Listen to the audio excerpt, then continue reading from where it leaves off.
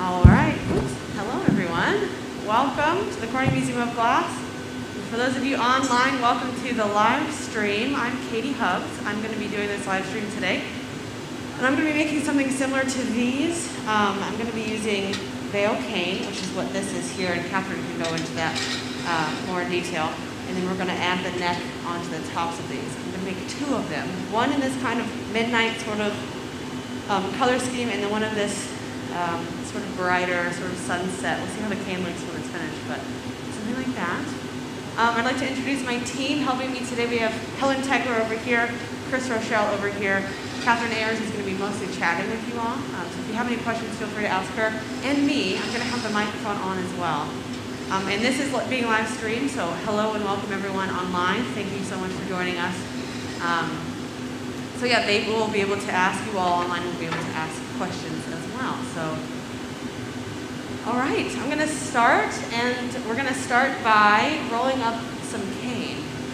And I already have the neck pre-made for this. I'm going to make two during this demonstration, so I really kind of wanted to be ultra prepared and not run out of time. So I made one, I put it into the garage. That's where it's being kept. Pink one first? Huh?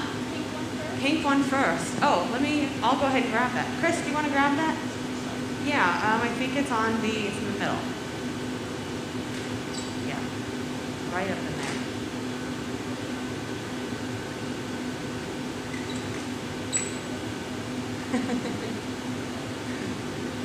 And Chris is going to run this over. This is in a kiln at 900 degrees, just to keep it a little bit warmer.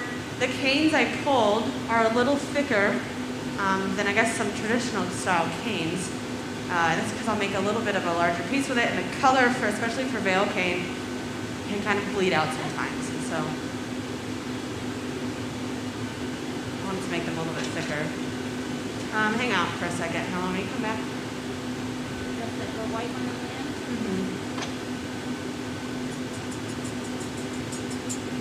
Okay. There we go. Yep, thank you. All right. So we'll get this hot. I'm going to make a collar, and then I'm going to roll that up. And so whenever Catherine is ready, no rush, but we'll get this going.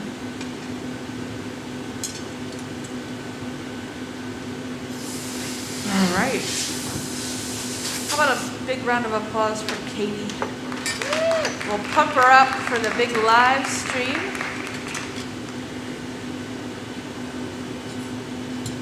I'm glad all of you could join us here at the museum. I'm glad all of you can join us on the internet as well, as we are live streaming. Katie's mom is watching. She watches every Wednesday. Can we get a round of applause for my mom? Yeah, let's. Hey! And my dad. Oh, is your dad watching too? Yes, Dad always watches too. We never shout out to your dad. But. Yeah, shout out. And they're back in. Where are they, Katie? They are in Kansas City, Missouri. Kansas City, Missouri. Yes. So hello. Nice and warm there. It's pretty warm nice. here, but. It's nice that we started doing these live streams because our family from all over the world can watch us. And even those who can't make it to the museum, even though they might be here, can also watch as well. And you, when you go home, and next week you're looking for something to do on Wednesday at 10 to 12, you can also tune in. Or if you can't tune in 10 to 12, we'll post these videos on our museum's YouTube, and you can watch them anytime you want. So we've been enjoying doing these live streams. So, as Katie was saying, this is what we call a cane roll-up. And Helen and Chris are heating these canes up so they will stick together. I don't know if you know this, but when glass is hot, it is very sticky. It will stick to anything else that is hot. So Katie warmed up a blowpipe so that the glass would stick to it so she could make the collar, which is the little bit of glass on the end of a blowpipe that the glass canes will stick to. Chris and Helen are getting those canes to push together so that they stick together, and then she can roll them up. Katie's going to pop a little hole in the end of this blowpipe so that it is still a blowpipe, and it will be an open tube for her to blow through, but it has that little bit of glass on the outside that she can roll this up with.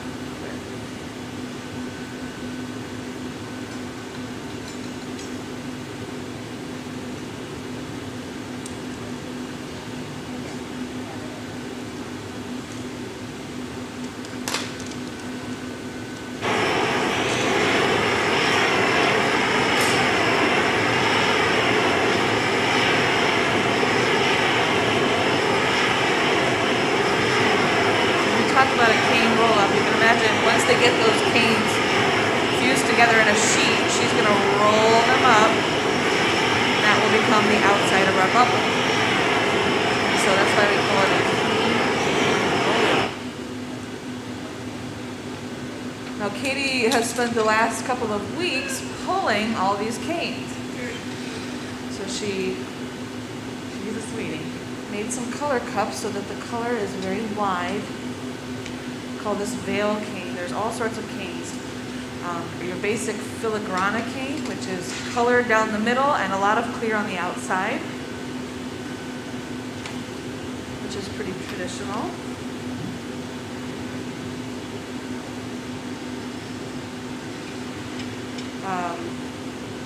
We've got Zamfirico cane, which if you take, several of those filigrana cane, pick them up on the inside of some clear glass, and then as you pull it, you twist it. It creates like a double helix kind of pattern. You pick them up the lines on the outside and twist it, so it's kind of like the veil cane, and then or you can pick the color up on the outside of the cane like Katie has, and create these wider, once they flatten out, it's going to create these wider strips of color. So they keep flipping this plate around.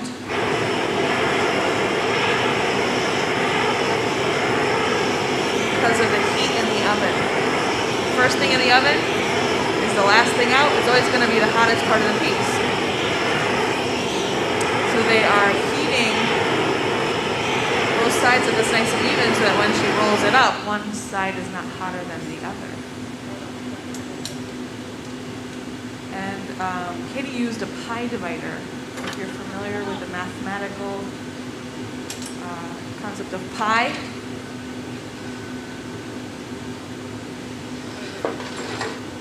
this is a pi divider. So this is one of those times where pi comes in useful. It's not just a number you memorize. So what this measurement here is the length of whatever she's rolling up. This measurement here will give her the diameter of the round part that she needs to roll up. So this would be that. Any concern about that metal? The length divided by the 3.14 gives her this dimension. I'm just going to put this in the video so you can see, for those of you at home, this is our pi divider. I don't know if you can see the other end. So we measured the length, and then this measurement here will give her the diameter of the collar she needs. So it's a pretty fun tool and a practical application for pie.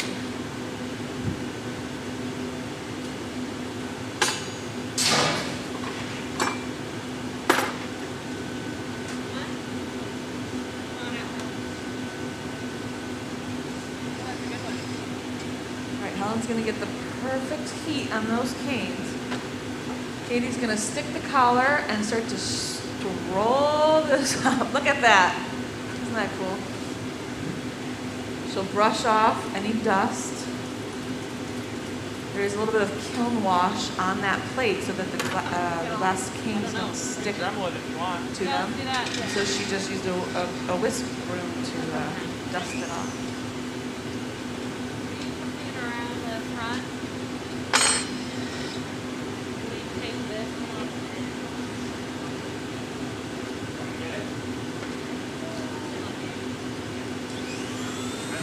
So she's going to use this Dremel tool. You want an extension? Got a yoke? Bring a yoke over?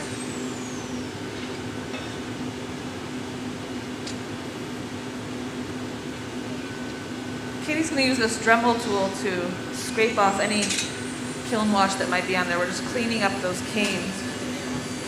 You got little metal stuff. Little metal from there was these little metal things holding the canes from rolling off the plate. And sometimes little flakes of metal stick to the glass as well. So she's just kind of scraping that off before she rolls this right up. It is on the edge that she's going to stick them together, so before she sticks them together, she does have to clean that There's no wood anywhere. metal off. When she goes back into the heat, the flame will fire polish that sanded edge. And so you'll never even know that this happens, but it is something we need to take care of now. So here we go. She's going to start to pull the two edges together.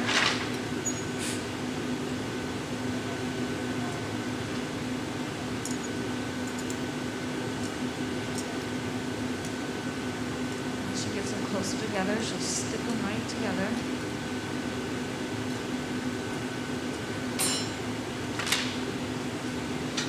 The glass cools very quickly, so she does have a very limited amount of time to get this to stick. So you're going to see her going back and forth from the vents to that reheating oven quite often throughout the process.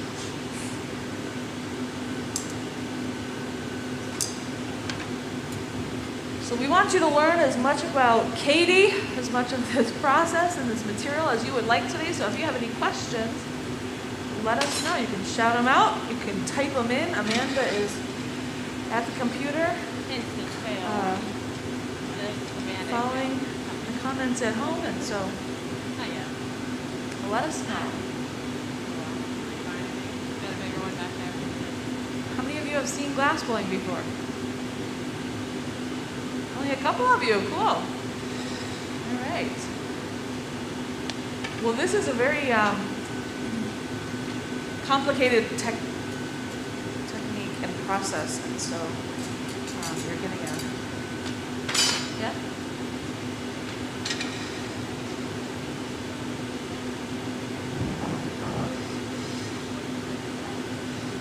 Oh yeah, so she was shielding Katie's hand from the heat. So she used using this wooden board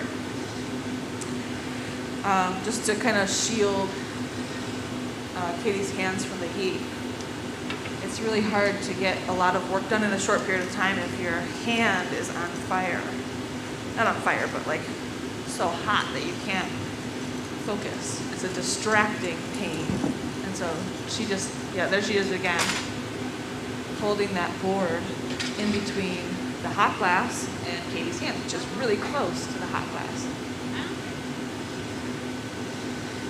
Wearing gloves would be hard to use the tools. It would be like trying to type an email or play the guitar with gloves on. And so sometimes it's easier just to have someone, if you've got extra help, which Helen and Chris here are on standby. They're going to jump into the process a lot later in the process. But for right now, part of their job is just keeping Katie comfortable, making sure her hand's not too hot and all that. So, how did Katie learn glass blowing? Katie, you want to answer this one, or you want me to? Yeah. Okay. I went to school. I went to college. And I went to Emporia State University, and I took about, I think, 3 years of glassmaking there. And I got a degree in glassmaking there. Did you always know you wanted to be a glassmaker? No. I went to Emporia State to be a printmaking and an engraving graduate. But I found glass instead. I still love those mediums of art a whole lot, but glass was just, I think, matched me a little bit better. So I switched. I found the hot shop one day, and I thought it was really amazing. And thought I was never going to do this, and some friends convinced me to do it. I was too scared. But then I did it eventually, and I'm glad I did. I'm really glad I did. So yeah.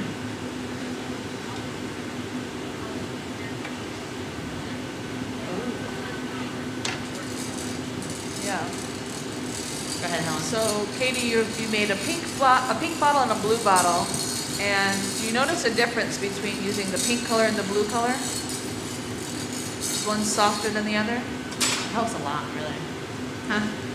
You made a pink bottle and a blue bottle. Did you notice any difference between the two colors? Is one softer than the other? Yeah, I kind of like this color, but I also wanted to make one with a different color blues. I was thinking about my mother, of course, when I did that. She's gonna love that one. Yeah. But yeah, I just kind of wanted two different contrasts. Since I wanted to make two pieces, these kind of go pretty quick. So instead, sorry, Helen, just wanted to make two, and then of course, a little bit more contrast is nice. Yeah, so all the different colors in glass, they kind of react to the heat a little differently, depending on, I think, how much metal oxides are added, or sometimes it's just reflection. It's kind of like wearing a black t-shirt or a white t-shirt on a sunny day. The white t-shirt's going to reflect the heat and you won't feel as hot, whereas the black t-shirt will absorb all the heat and you're gonna feel a lot hotter. So, you know, the darker colors and the lighter opaque colors tend to reflect the heat, whereas the darker colors absorb the heat, they become hotter and softer quicker. And so sometimes working with, like I love, you know, black and white stripes, but black and white stripes are really hard to work with in glass because black is so soft and white is so stiff. But color companies, there's a handful of color companies, and they've started to make like a stiff black and a soft white.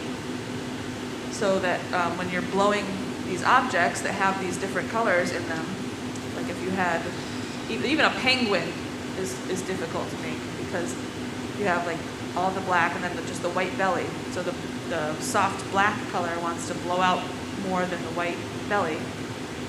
And so you kind of have to either put something behind them both that is an equalizer, or maybe use a stiff black and a soft white. So it all, there's tricks, but yes, you definitely have to. And like this dark teal, that is a very soft color. So if you put that with like an orange, which is stiffer, and sometimes the only way you can tell is to try, and then you have to figure something else out. But there's definitely tricks to work with colors that heat up differently. But yes, that can be something we have to think about and plan for, because they do react differently to the heat.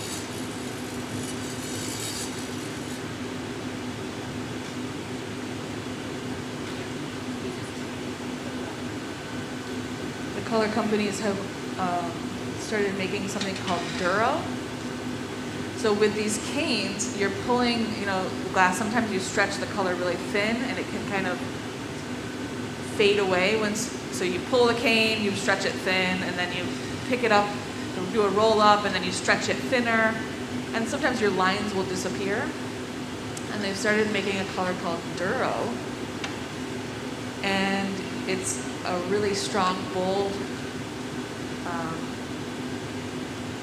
form of color, and so it's really nice to use for the canes, because once you stretch it real thin and then blow it out, it still holds that really strong line design. And so if you wanted to make that filigrana or like a reticello, something with complicated lines, you would want to use that Duro color instead of just the basic color. That way you could keep your crisp lines and they wouldn't kind of bleed out.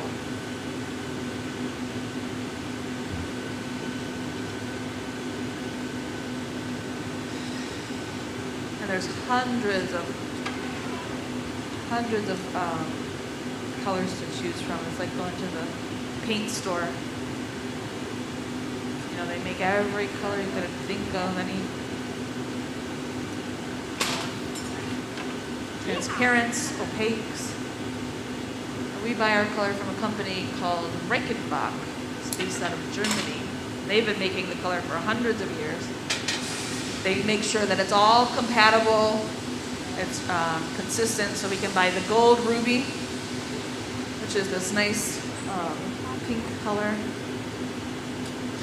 We could buy that last year, buy another rod of it next year, and it's going to be consistent in color because they've got it perfected. So, but different metals, so I call this a gold ruby. Different metals are what create the different colors in glass. Gold makes a ruby red, iron makes green, manganese makes purple, cobalt makes a dark blue, copper makes a light blue. And so pretty much anything on the periodic table of elements are what creates different colors. So as we were talking about that, Katie closed off the end of the bubble. So now she's got it on that blowpipe, it's closed off, now she can blow and inflate. She can make a vessel or anything from this now. So what you're seeing there, the tip of that bubble is going to come to the I got a big bottom pipe. I've got of the vessel. regular. So you might recognize where all those canes come together. Go on there right now. And then of course we have our camera view, which you can see as she's reheating. That camera sits right behind the oven and looks through a little window of a special type of glass called fused silica. It was developed here in Corning in the 1930s. It has a high melting temperature of over 3,000 degrees. It won't melt in the back of that oven. And it won't melt as the shuttle re-enters the Earth's atmosphere. So it's a pretty cool type of glass. And it does allow us to see what Katie's got going on inside the reheating oven. We're using a brand new newspaper. That's why it's so smoky. There.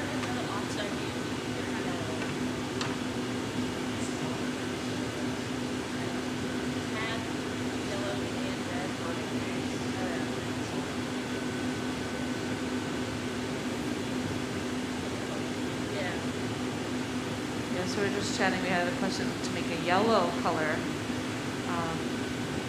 We were saying a silver would make like a nice gold color. If you were looking for like a opaque yellow or orange, you would have maybe cadmium or selenium.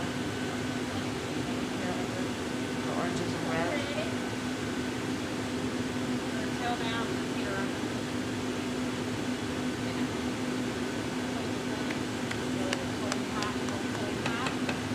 I think I talked, for those of you who watch our live stream consistently, this will be a bit repetitive, but for those of you who have never heard it, it's kind of interesting. What's that? Okay, Mom says it's looking good. Great. Mama hugs. Thank you.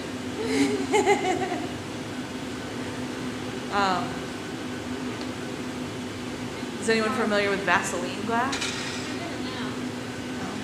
It was sort of like a limey green, kind of like that one down there on the end, maybe a little bit brighter. And it's found in a lot of antique stores. They used to make it, and to make that bright green color, they used to use uranium. So it's actually, it'll read on the scale.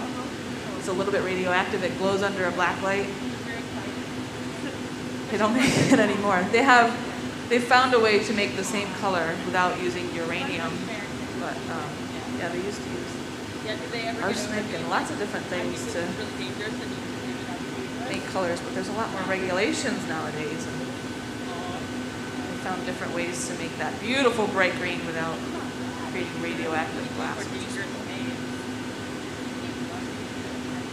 But if you go into an antique shop and you see something like that, they'll usually, they probably usually have a black light there to show you that it is that Vaseline glass. Yeah. These boxes on the side are slow cooling ovens. And so we can only make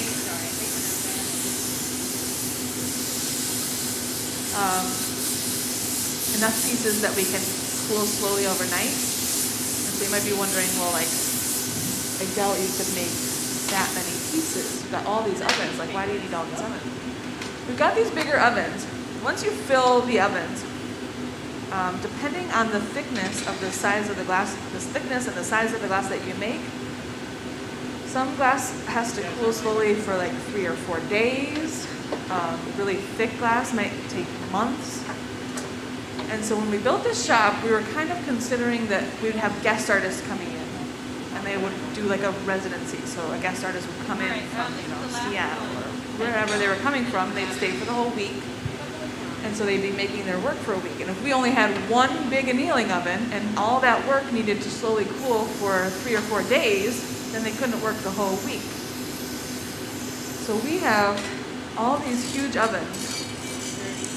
So like say like a glass artist came in, they wanted to make really big work, and they would fill one of these ovens during the day. We'd have to shut it off, and we couldn't open it for about 3 or 4 days. We could fill this one, we could fill that one. There's probably, and then say we had to do shows when they left for 3 or 4 days, we could use our smaller ones. Like we'll fill one of these smaller ones up in a day. This one is one from yesterday. We can't use that one, so now we've got a spare here. We've got 2 over there. So we're just prepared for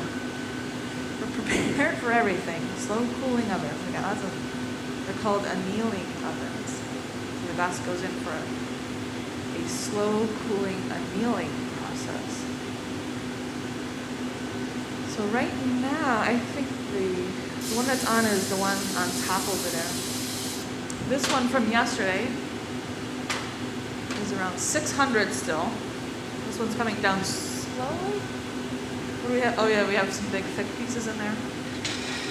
So we turned that one off at 5, and it's still at 600. So it's coming down a little slower because it's got some thicker glass in it. These pieces that Katie are making, they're pretty standard thickness. They're not going to be real thick, and they're not real big. So about 12 hours, 16 hours is going to be perfect for these ones. But the annealing cycle is based on the thickest piece in the oven. So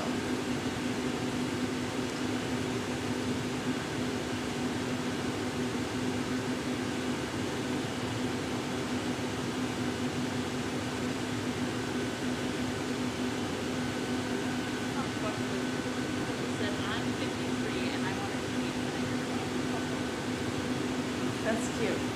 Yeah, this is not a question, this is just a statement. One of our viewers says, I'm 53 and I want to be like Katie when I grow up. Or be Katie. Yeah? I want to be you when they grow up. Yeah, it's fun. The hard part is, Katie's been practicing for 8 or so years. So you see this process and you're like, oh, I want to, pull a cane and make a cane vessel. And unfortunately, sometimes it takes years just to get to that point to be able to work with the canes. If you take like a beginner glassmaking class, you're going to spend a few hours just learning how to gather, which, believe it or not, is pretty difficult.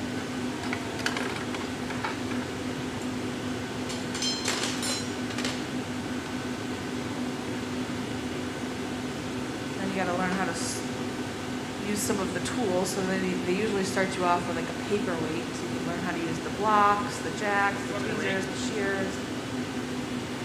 Why not? And then maybe the next step would be making a tumbler or a cup. So then you got to learn how to start a bubble. Starting a bubble in the glass is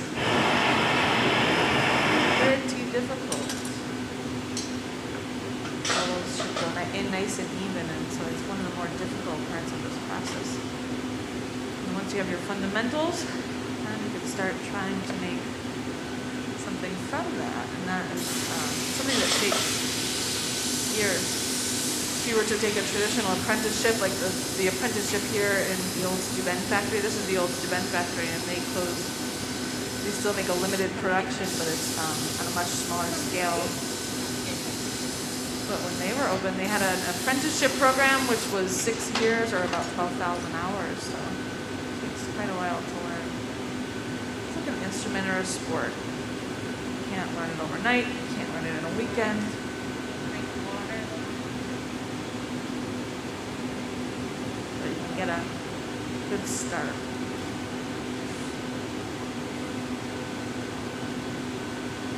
hard part about glass blowing is you take a class and you don't usually get to go home and practice. Unless you're lucky enough to have a hot shop at home. And there's really, if you have a bowl of honey or hot fudge at home, you could take like a chopstick and gather the honey or the hot fudge on the end of the stick. It's kind of like what it's like, what she did there, kind of like that gathering process. And as long as you keep that little stick turning, you can keep the material on the end of the pipe nice and even. That's why you can see her left hand is keeping this pipe turning so evenly. And that takes years as well. Beginners tend to like frantically roll back and forth, and then their bubble gets off. And so you can see Katie's using the rail. She's rolling and rolling and rolling, all making full rotations, which is important when you're making something symmetrical and round. But it is very difficult. It's really hard not to play this anymore. I bet Katie roasts a really even Really punch. sugar. Turning it nice and even. I think I was at a campfire with my brother and he was like, Catherine, you don't have to turn that so even. So yes, I do. I can't not turn it uneven. It's ingrained.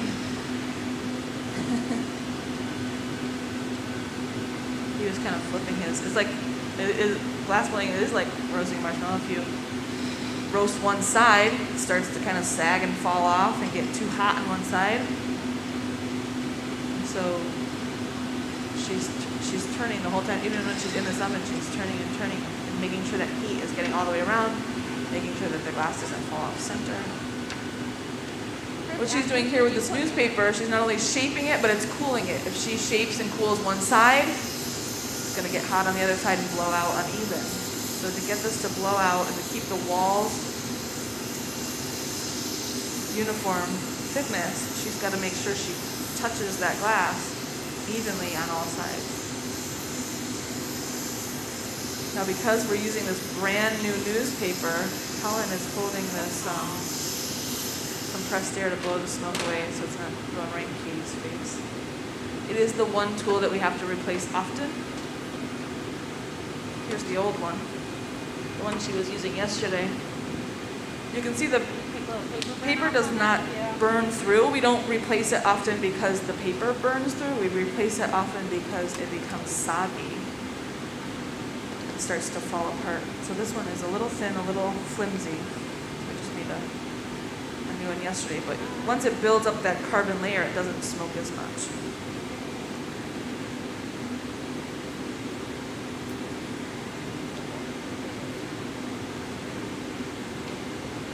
All right, so it looks like they're kind of just staring at this glass. But they're letting it cool off. They're letting it cool off, but it does give them a good chance to kind of check out that beautiful cane pattern. So how many colors do you have there, Katie? I have 4 colors. Nice. Yeah. I have I call it mauve, but it's aubergine. And I really like it. It's plum, but it turns out it's a little brownish. So I'm trying really hard not to blow this out too much to lessen that color intensity. That's what's the brown color in the pink vessel over there. It happens, you know. Just gotta be careful. But yeah, and then we've got flamingo, another really great color. Noble pink, and then vanilla. Is there 4 in this one or just 3? There's 4 in that one, yeah. The flamingo and the opal look very similar. Oh yeah. There's a difference there. Slight difference. Blue has 4 as well. One being iris night blue, which is one of my favorite colors. Why not put your favorite color in? Is that gonna be big enough block for you? Yeah, I think that's gonna be big enough. So when did you start making these pieces? I actually started this last year. I wanted to make a piece for gallery opening in Emporia, Kansas, where I went to school, and I made a piece. And it made it, believe it or not. And I made another piece too, just like it. And then those were pretty cool. But I've been working with Veil Cane for about 4 or 5 years. Open.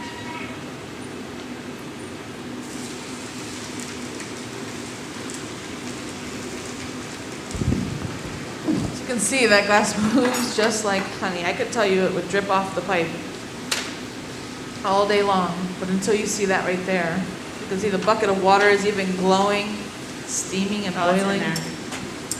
Sorry. She's going to remove maybe a little bit of something that was in there. Just kind of pulled it out, keep the glass nice and clean. And then she's using a wooden scoop tool called a block. These blocks are carved out of a block of cherry wood. You can use fruit, any fruit woods, cherry wood, apple wood, pear wood. I guess it would just depend on what was available to the tool maker, which wood they would use. I think the Italians use a lot of pear wood. Our tools tend to be cherry wood. But we're looking for that dense grain pattern so that the wood burns away nice and even. We don't want an irregular grain pattern because it would catch in the glass. Split. And a low resin content.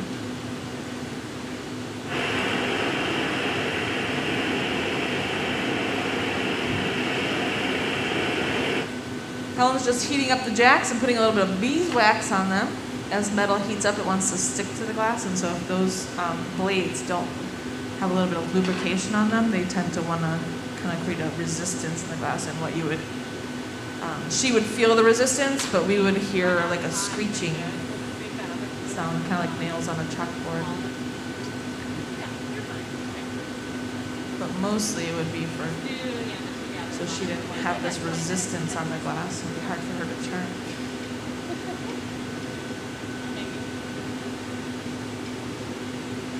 So I think because they've got those jacks out and they're not waiting for this glass to cool off, they're going to start making the shape of the vessel. So they've got all the glass they need. So she's going to start to shape this up. Cool off the tip in the newspaper. And they've even got the blow hose. So when we reopened the museum, there was the mask requirement, of course, and so we wouldn't be able to blow glass the way we used to by holding the pipe up to our mouth and blowing through the end of it. Nor did we want to. In a pandemic, you don't really want to put your mouth on anything that 12 other people have touched recently. So even though we do sanitize and clean the pipes, it's nice that we don't have to use our mouths to blow. We can use this new system. So it's just a blow hose hooked up to the end of the pipe, hooked up to some compressed air, and she's got a foot pedal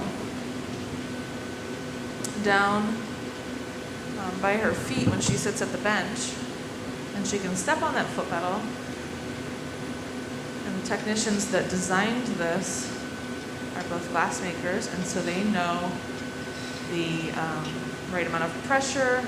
They knew that if the valve if when she let off the foot pedal, if it closed a valve, the heat would still expand in the hot glass, and so the valve it shuts off the air, but it also leaves any open space so the air doesn't keep expanding, which is really nice. So they made this system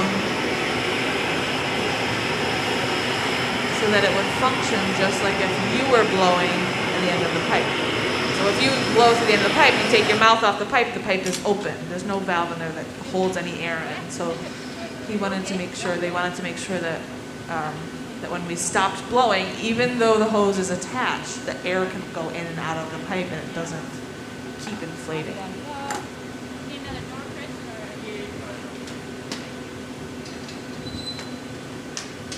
And so it's a really nice system.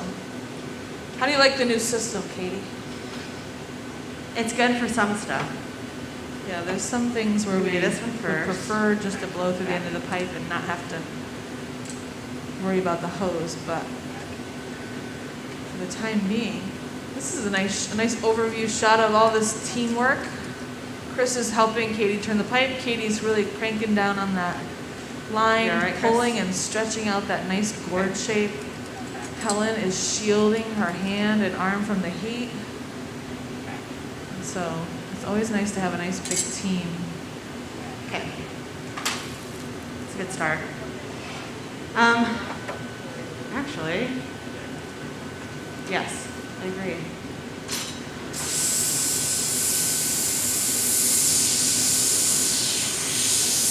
Okay. Let's get another heat and then we'll blow this out. Here's a really good question, Katie. Please? Yeah?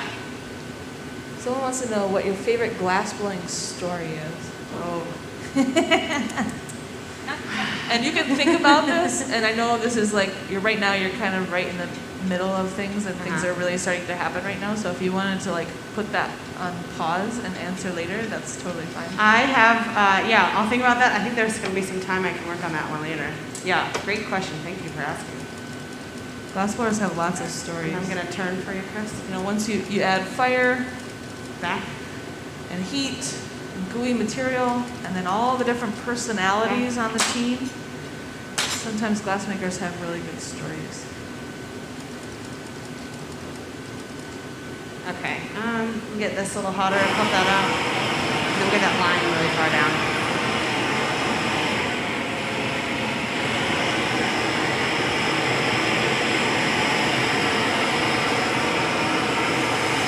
So they're going to heat this up some more. They're going to cut in a jack line.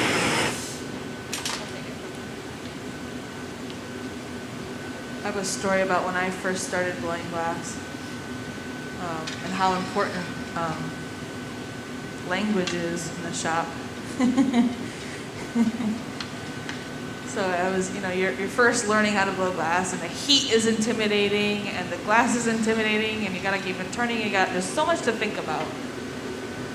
And before this whole automated system, if you wanted to tool the glass and inflate it as you're shaping it, you could have someone sit at the end of the pipe and blow, and so then you would have to verbally say, blow soft, blow harder, or stop blowing. Put it down your way.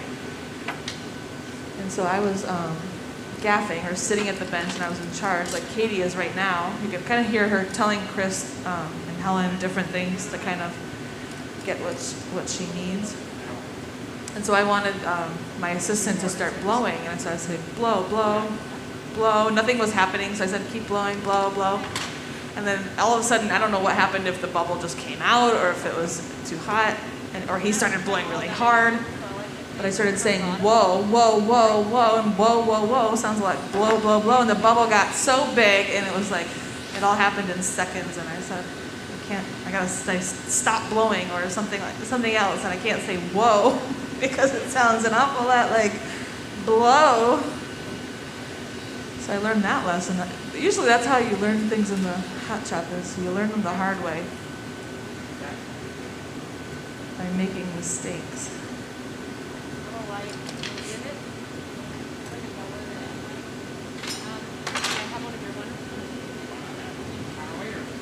The larger counter. Yeah, so Amanda was saying making sure you're not, make sure, like first make sure that the floor is clean, because if you step on hot glass, you don't want to like just stand, and then all of a sudden you start smelling, first thing you start smelling is burnt rubber, and then you look around to see what's burning, and then you realize it's the bottom of your shoe. Yeah.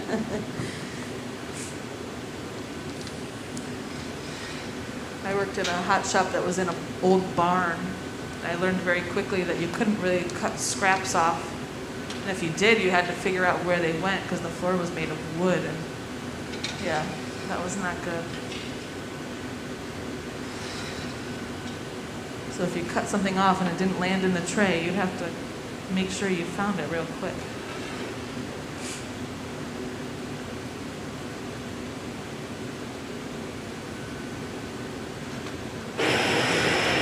Anyone seen the show Blown Away? No? Oh, you guys have. Good. There's a glassblowing reality show on Netflix. So if you get hooked on glassblowing today, you'll really enjoy this. It's a competition reality show about glassblowing. You can get some good ideas of all the different personalities there are in the glass world. And they're on their second season. Our team, we do demonstrations for the museum. Our team is, pretty mellow.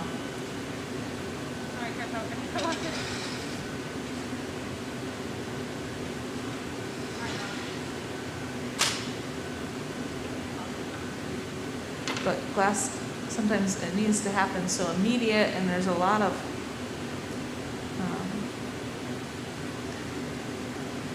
everything has to happen at the right time, the right temperature, and things can get pretty heated pretty quickly in a hot shop.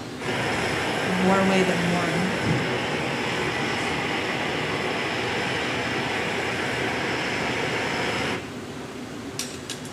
And if Katie had 8, they're going to punty this, they're going to transfer it off the blowpipe. So she's going to add a few drops of cold water. They stuck that punty on there. A light tap. Pops right off. How about a big round of applause for a nice, clean grate? So let's say we had 8 other benches in here. And Katie had to make this piece, and it had to, it was going to be judged by a panel. And she only had 2 hours to make this piece. I could tell you the tensions would be high. Let's say in the competition they only get 1 assistant, so you can see Katie's got Chris and Helen here helping her out, and so things would get a lot more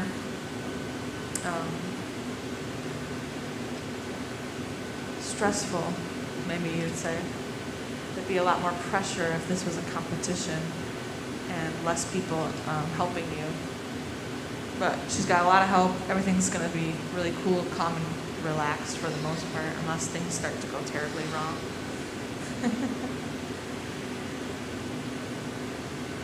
If things go terribly wrong, the good news is Katie doesn't go home. She gets to come back tomorrow. Do it all over again. Yeah, nobody's going to send you home if things go terribly wrong. We'll just chalk it up to, it makes a good demonstration. You get to see what can go terribly wrong. But in a competition, if things go terribly wrong, you have to go home. It happens. Yeah.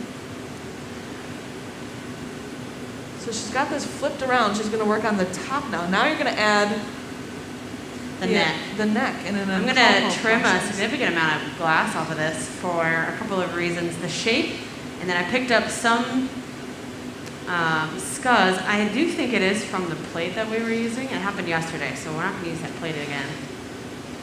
But it'll also help with this shape, help puff it up a little bit.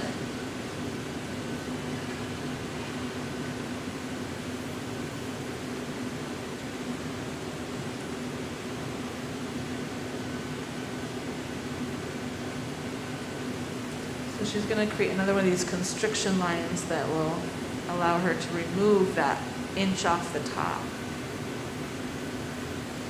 She could cut it. She could break it. I don't know what she's going to do. What are you going to do, Katie? I'm going to break it. Okay. So to break it, she's going to squeeze it down and then she's cooling it right now with those shears. But by using those shears, she's also squeezing and cooling, so she's getting 2 things done at one time. Go for it. And Helen's going to tap it off. Sometimes if it's a little still gooey, she can cool the inside with the jacks. So right now she's taking that cold metal and cooling off the inside. Cools it again on the outside. A light tap. Tap. We don't hit it harder. I don't know if you noticed that. We don't go get the persuader and try to force it off. We give it a quick heat. Let everything else heat back up. And Helen will tap on it lightly again until it just pops right off. And it will. It's just a little warm still. She'll cool it off. She'll use a different set of shears because those ones are warm now. Okay. So maybe the cooler shears. out. It doesn't want to come off, does it? Don't worry, it will. Cooling it some more. Another quick flash. Katie, if you weren't live streaming, this would pop right off. Yes. It would.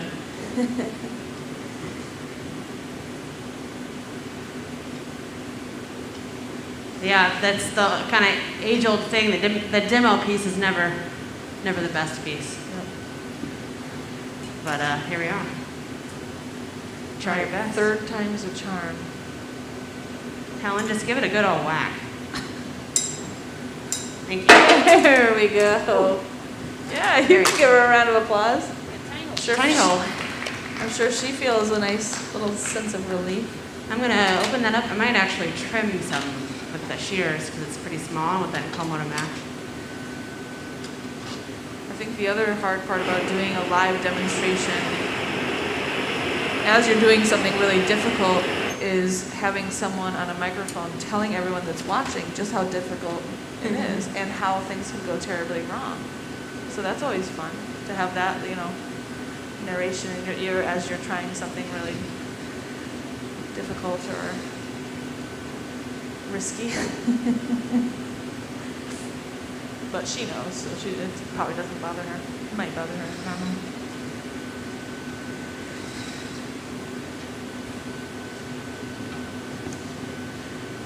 Everything's going to look pretty smooth here today and go really well.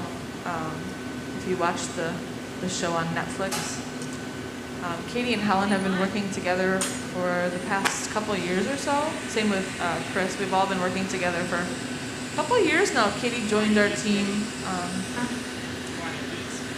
Yeah. I can't remember if it was 2 or 3 summers Go ahead ago. and eat that up. I think this will be her 3rd summer. Will this be your 3rd summer?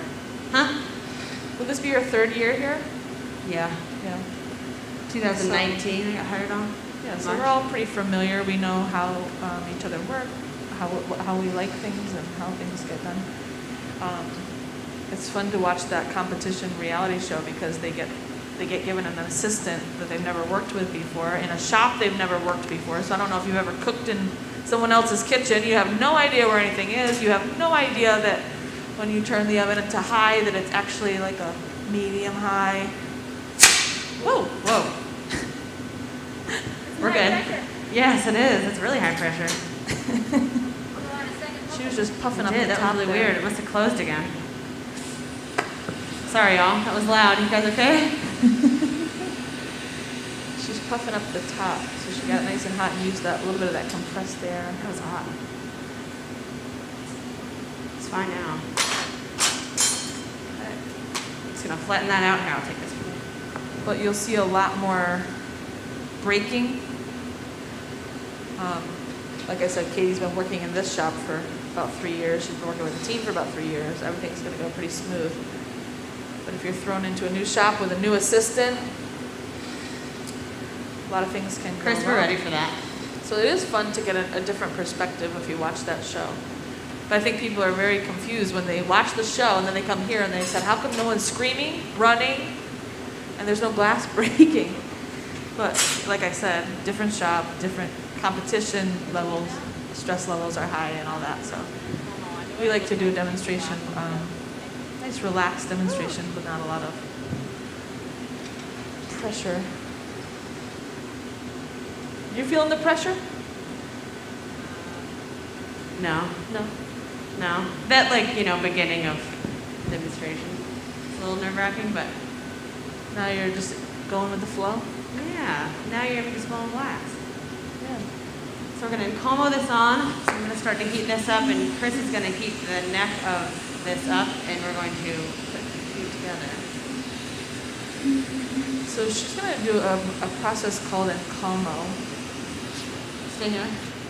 Actually, take a quick heat. where she's going to join 2 bubbles together. So what this allows her to do is keep pattern on one half and a solid color on the neck.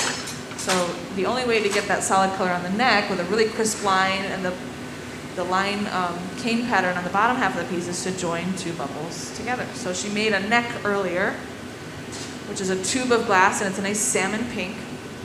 This is an example of an encalmo piece. As we call this an encalmo platter. This was made by one of our glassmakers, G. Bryan. You can find that live stream on our museum's YouTube channel, how he made this marble. Colonel Siglid made this one, so you can see half the bubble is purple, half the bubble is marbled. So they both did an encalmo technique, but they did it a little differently. And Katie's actually doing the same thing without the marble, but showing another way to use this encalmo technique. But it allows you to get the pattern color and then the solid color in one piece with a crisp line.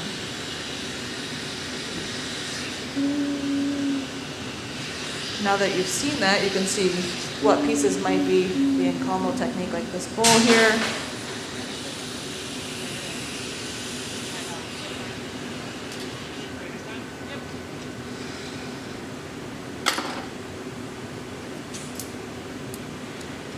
All right, yesterday she was nailing these connections. She was sticking them right on center. Let's see how she does today. So Chris got the edge of that nice and hot. She's going to stick it right on there. And as she turns, we'll see she got it right on center. Nailed it again. How about a big round of applause? Yep. I was a little worried there at first. It was kind of going, I saw a lot of this happening, but it kind of goes like, Hesitation. little hesitation. Yeah, we were talking about that earlier. Jeff was like, man, you nailed it. And then Helen was like, that was really good. Let's do it again. And here we are today. Try not to think about how we were talking about nailing. I'm going to take it, yeah. It's an okay connection, but I think we're going to heat that up a little bit. Here, I'll take your phone. Thank you. Yeah. So you can see she's pretty close to being done. She's going to just kind of open up the top of that. Make sure the shape is how she wants it. Right now the hole's still pretty small. She'll open that up. She might trim the edge, make sure it's nice and straight. But we're really close to being almost finished with this beautiful vessel.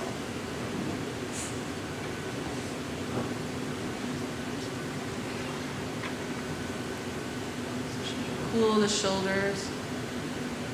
The tricky part is she's got to keep everything hot, so she has to go into the oven and heat everything, but she doesn't want certain spots to get too hot.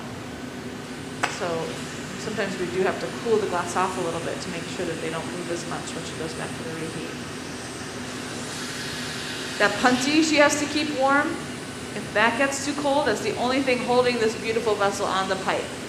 So if that punty gets too cold, it will crack and break. And so you can see she uses the torch on the top when she wants to heat the top, but she's got to make sure that she keeps that. There's so many things. I'm going to open it. This is the most frustrating material you'll ever work with, but it's probably also the most rewarding. You don't just have to worry about making this shape, you have to worry about keeping the glass warm, all the glass warm. You have to worry about not touching the hot part of the pipe, not touching the hot part of the tools, not setting the pipe down too hard on the rail. Lots of things to think about. Turning the pipe with your left hand, shaping the glass with your right hand. And now we've added this new system where we step on the foot pedal to inflate the glass. And so, a lot to think about. Still doing all right on questions?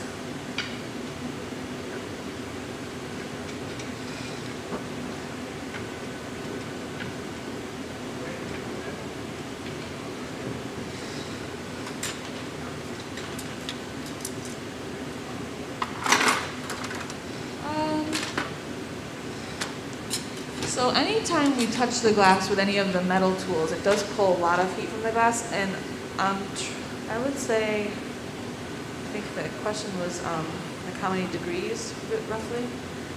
I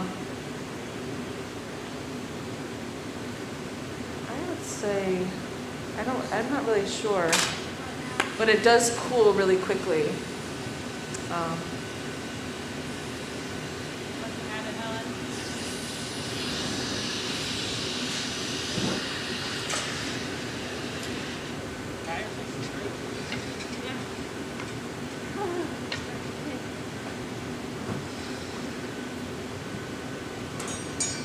So I've got this really hot, like gooey glass that will drip. And it's really hot and gooey right now. But if I take this cold metal paddle and squeeze it against the table, within seconds it's already cooled off. So it does pull quite a bit of heat. I'm not sure how much. In this case, I would say at least 500 or 1,000 because it's already hard. All right, that's on until after. So it does cool it off quite a bit.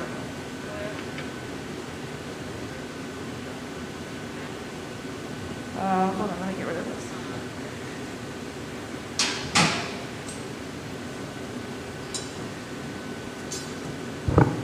Say it again. Yep.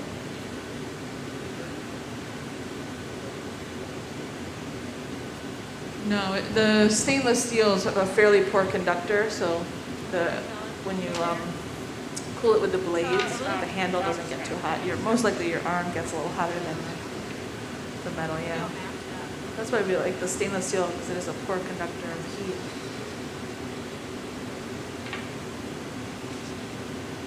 But even if you just get near it with a cold tool, the glass it'll suck a lot of the heat. Check it out. So blowing on it will cool it off.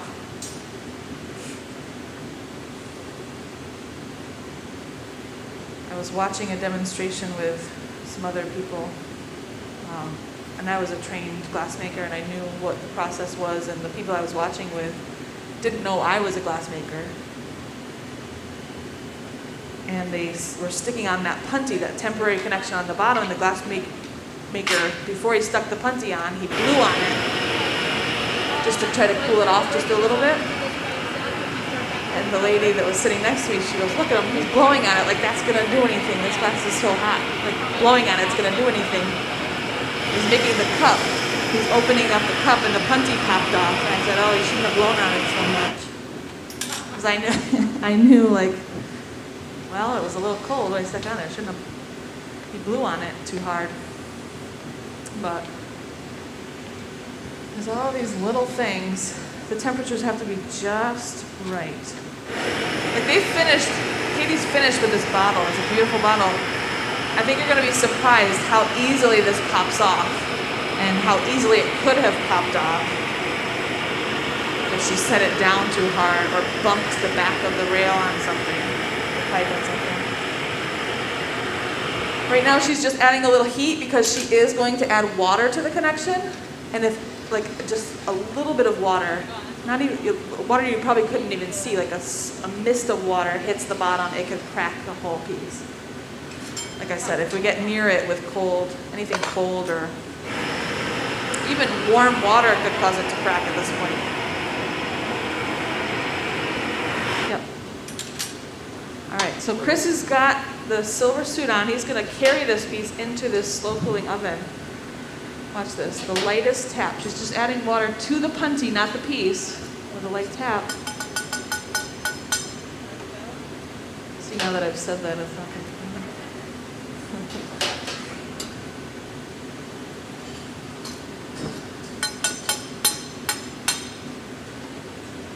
see the crack? Ooh. So something was just a little off. We put this away into our slow cooling oven to cool slowly overnight. A beautiful piece. That's Katie Hubbs, everyone. Awesome. And now she's going to start right up on another one. Any questions?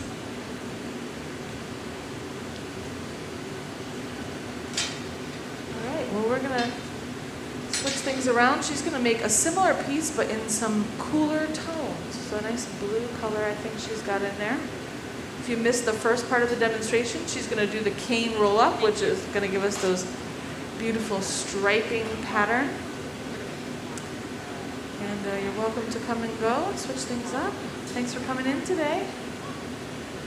Or you're welcome to stick around.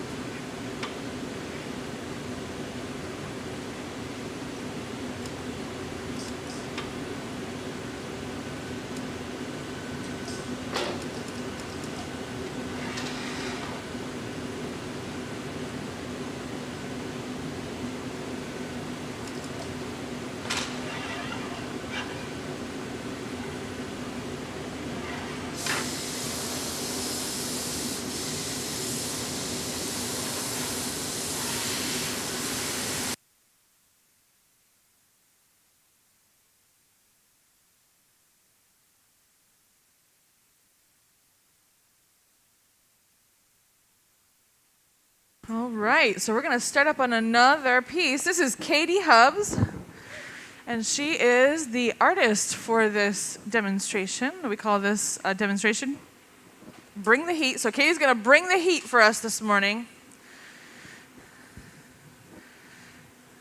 And she is one of our gaffers here at the museum and is an artist who works in glass.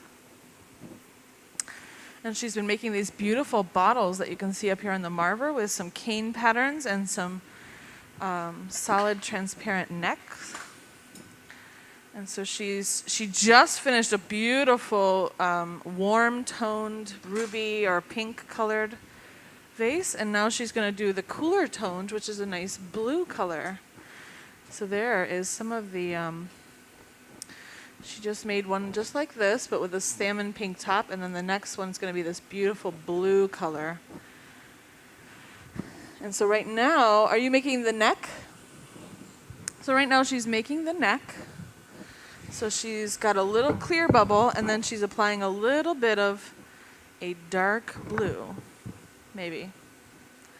I'm not really sure what color she's got there. Aquamarina. So she's got a beautiful aquamarine. Helen said 47. If you go to the catalog, you can find aquamarine, which is R47. A beautiful color. We're live streaming, so those of you who are here at the museum, you're watching live, but we also are live streaming on the YouTube and Facebook. So welcome to those of you watching virtually as well. We live stream every Wednesday from 10 to 12, and we're going to continue that through the summer. We alternate with Bring the Heat and You Design It, We Make It. And then this summer we're going to be doing some programming that some of our artists, our team are going to be inspired by one of the changing exhibits this summer, and we'll be making some pieces that are inspired by the exhibit in Sparkling Company. So that will be a nice demo that will go with our new exhibit opening this spring.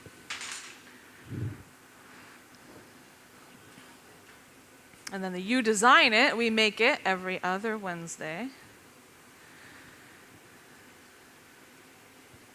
which you can submit drawings for. And maybe your drawing will be chosen as the winning design. Last week, Helen made an alien, a blobby alien with 4 eyes and an earth on his head, covered by a dome. And I think pretty soon, some images will be popping up on the social media about the finished piece for that. You know.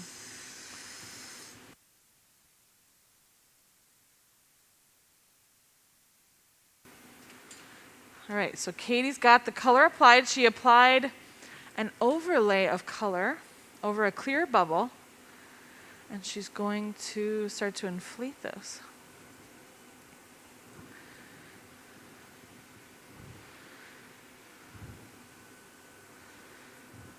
She's going to go in, get a little bit more material. That concentrated color is just a thin layer of color, and now she needs more of the clear material to go over top. So she just gathered that up. She dripped a little bit of it off. We call that a strip gather. And that clear glass that she drips off and cuts off, that all can be recycled right back into the furnace and used again, because it's the clear glass that we have in our furnace. She'll shape this up with a wooden scoop tool called a block. And then into the oven to keep things nice and hot.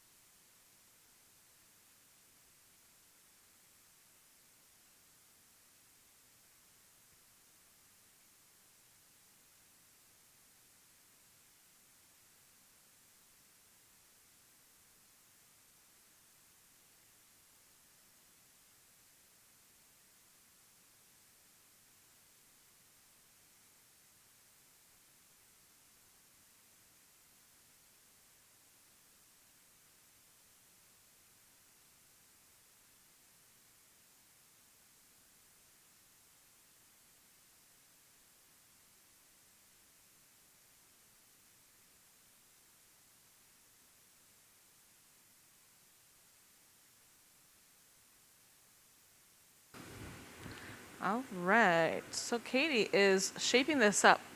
To make this tube out of glass, she's going to blow up a nice big bubble, and then she'll probably use heat and gravity to stretch out a long neck.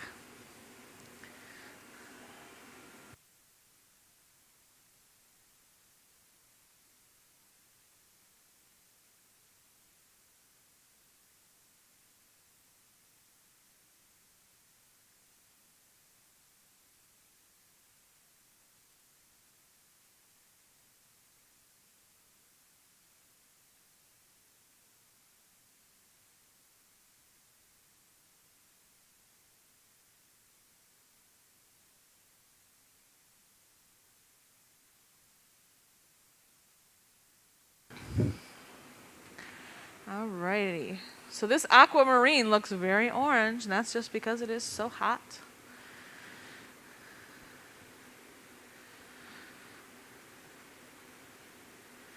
So Katie is focused and ready to start the next piece. This piece will take probably the next 45 minutes or so. So she's got in store for you today, she's got another cane roll up. So for those of you who didn't get to see that, you'll get to see that again. She's going to pre-make this neck and put it away into the garage. First, she's going to open up the end of it because she is going to attach this to the top of this bottle. She wants to make sure that the neck is open on both ends. So she cools it, and then she'll tap off the end, which will leave a hole. There they go. When she goes into the oven, you'll see the small hole. And she'll start to open this right up.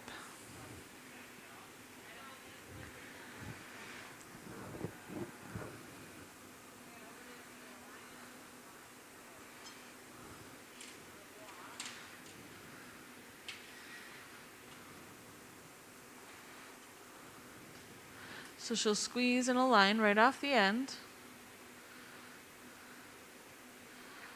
She'll open it up with the blades of the jacks. And when she cuts in this line, she doesn't squeeze it down all the way, so it will leave a small hole at the top when they break it free and attach it to the bottle. She's done blowing, so she removes the hose, and then she'll probably open this up one more time, and we'll put this into that garage, which will keep it nice and warm.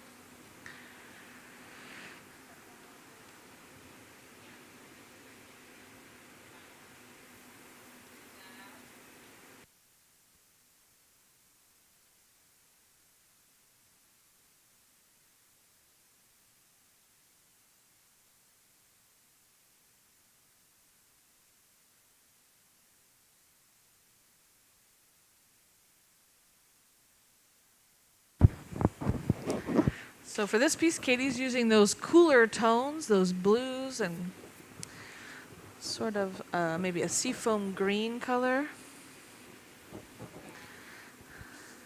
She's going to pull the canes out of the oven. We've got the canes preheating in the oven.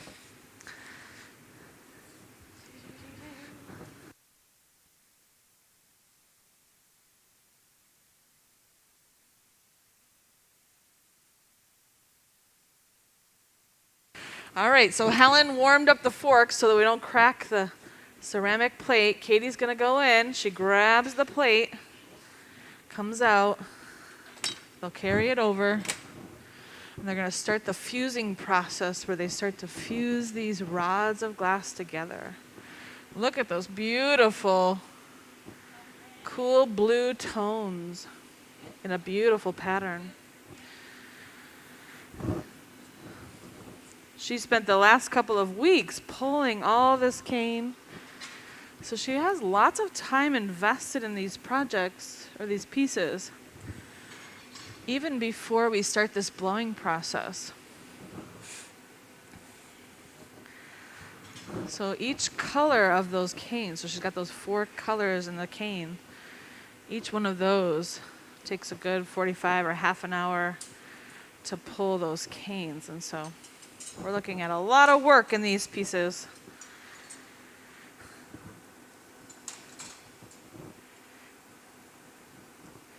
Helen's going to start to heat them up to the point where they start to soften.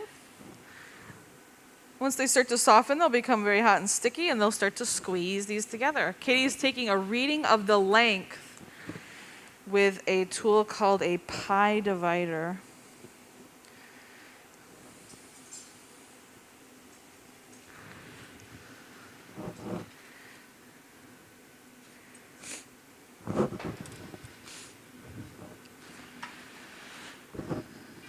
So she takes a measurement of the length, and the opposite side of that pie divider will give us the diameter of our post that she'll roll this up on.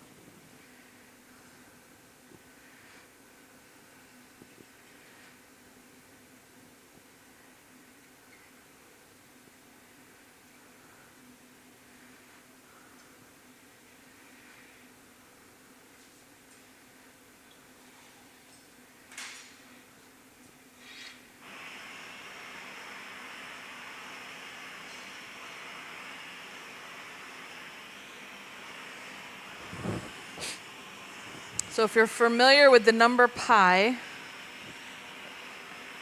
it's the ratio of a circle's circumference to its diameter. So they measured the circumference.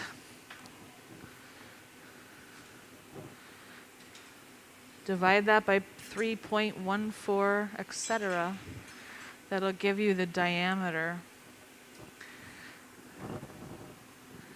of the circumference. Oh, I was going to put it back on there. Oh, no. I took the tape off. This was going to put some new tape on it. One of our hoses has a hole in it. Are you done? Sorry about that, Katie. Who did that? And I said, oh, shoot, I did that. And then I went to go do something else, and I forgot. One of our hoses has a little hole in it, and the duct tape was sliding off the hole, so I was going to replace it. And then I walked away, and then Katie came to use the hose, and there's a hole in it.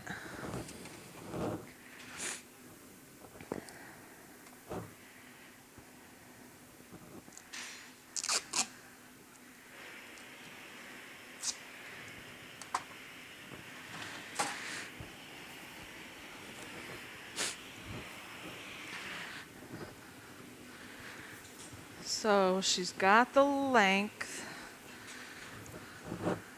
of the circumference, which gives her the diameter of her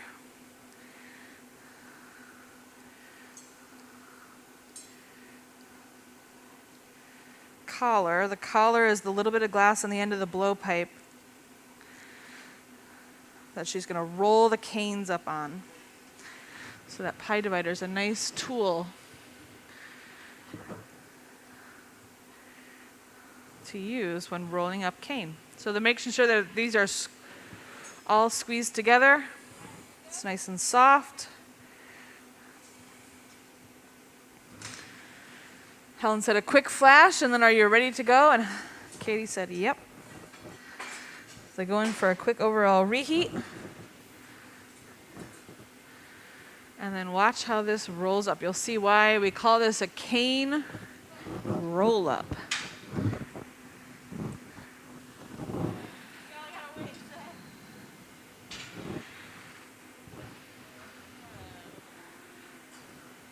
So they're going to get one more heat on this, even it out.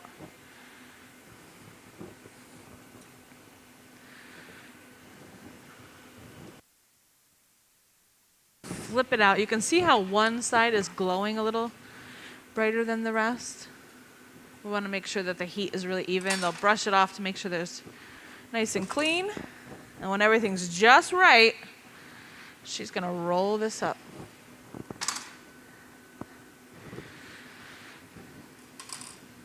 Okay, she's checked with the pie divider again, and we're ready to go.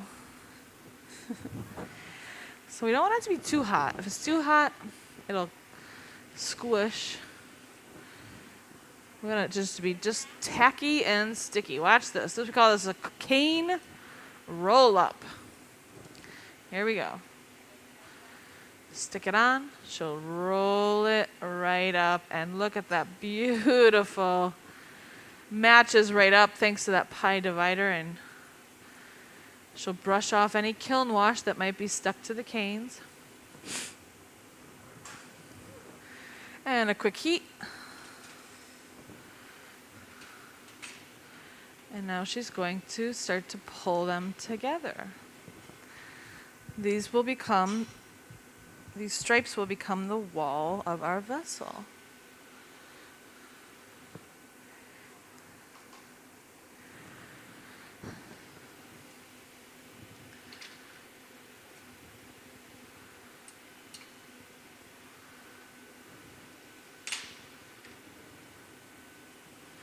So now that she's got those stuck together, she's going to roll them together and make sure it's nice and round, and then she'll close off the end. Bring all those canes together and close it off, and then this will become our bubble. Now she spent a little time opening up that collar, so the blow hose, the blowpipe, she can blow through that and inflate this bubble once she closes this off. So she's just going to squeeze those canes together with the blades of the jacks. Right now she's just kind of letting the glass glide in between those blades, just making sure everything's really sealed together. If there's a tiny little hole and she closes this off, we still won't be able to inflate it because the air will escape through that tiny little hole. So we want to make sure it's really squeezed together, that everything is sealed right up.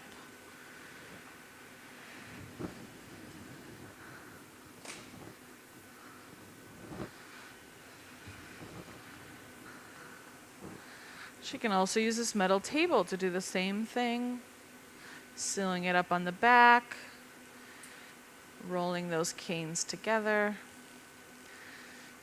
And this is really tricky. You would think the hard part would be to twist them up. The harder part is to keep them running straight because you have to turn in both directions, nice and even.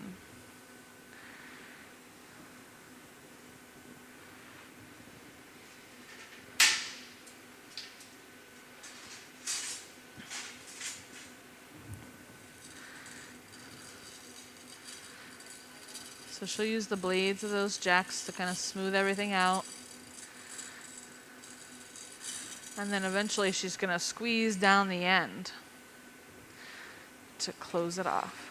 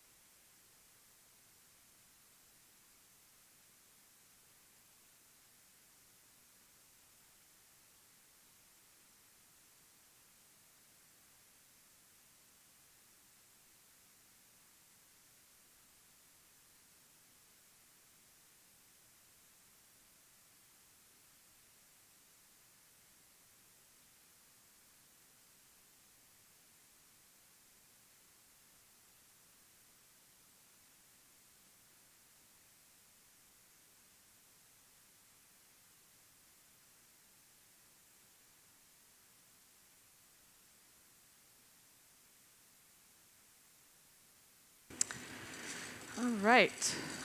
So this is the this process of squeezing these together and making sure that there's no gaps and that it's all sealed together is pretty time consuming. So they're just going to keep doing this nice and slow. We don't want to do it too much. If she gets it too hot, it'll wiggle around. The stripes will start to shift. And so we want to make sure they stay nice and straight. So it's kind of like a slow and steady process.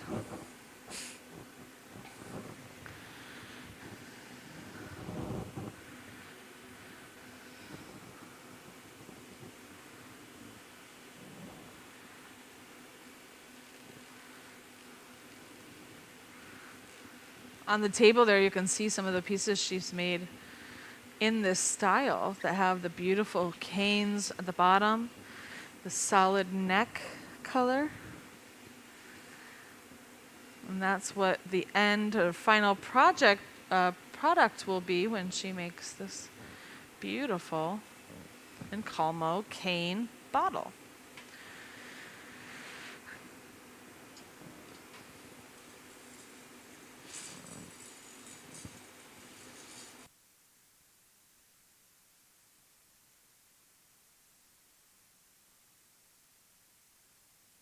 That wooden board catches right on fire. This glass is very hot.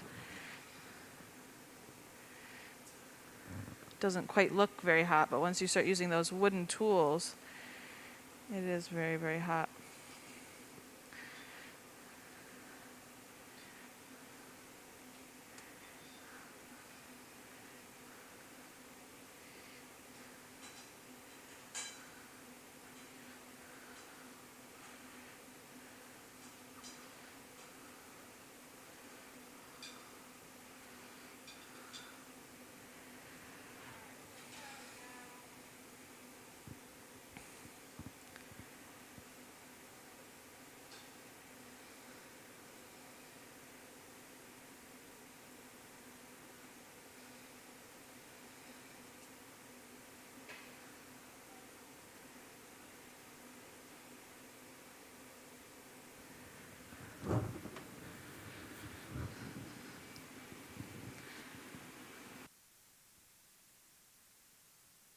She's beginning the process of squeezing this down.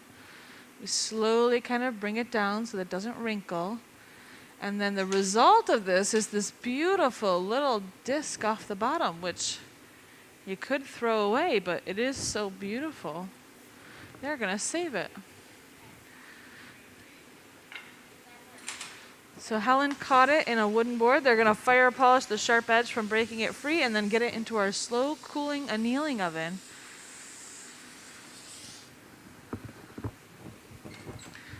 To cool slowly overnight.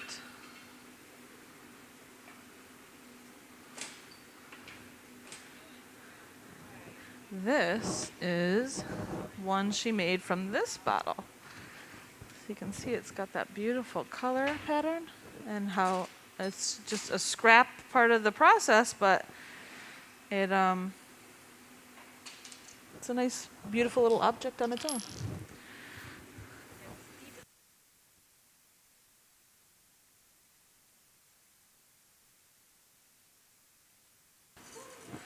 All right, so she's got that closed off. Now it is a sealed bubble. She's going to hook up that blow hose. This will allow her to inflate this bubble some more.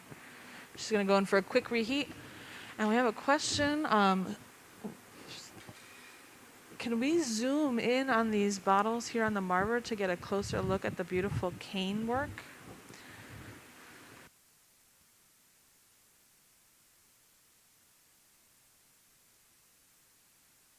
There we go, nice. So you can see, this is Katie's veil cane. So you can see it's a wide stripe of color, and in between each cane there is a little bit of clear, which shows through in a little window. And so it's this beautiful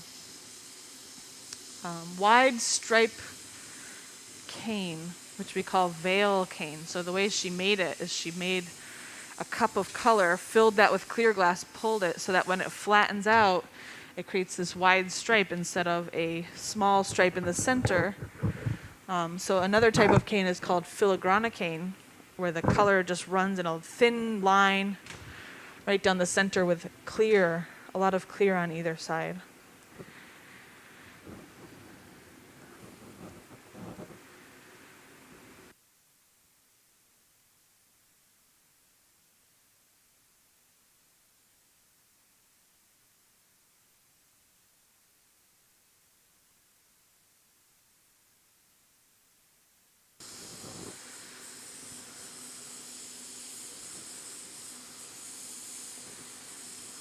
So she's using this newspaper pad to shape and cool the glass.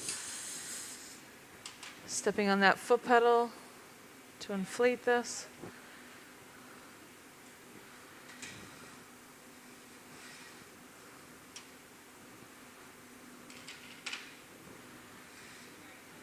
And that newspaper is fresh. So it does smoke a lot. Helen was just blowing some of that smoke out of Katie's face.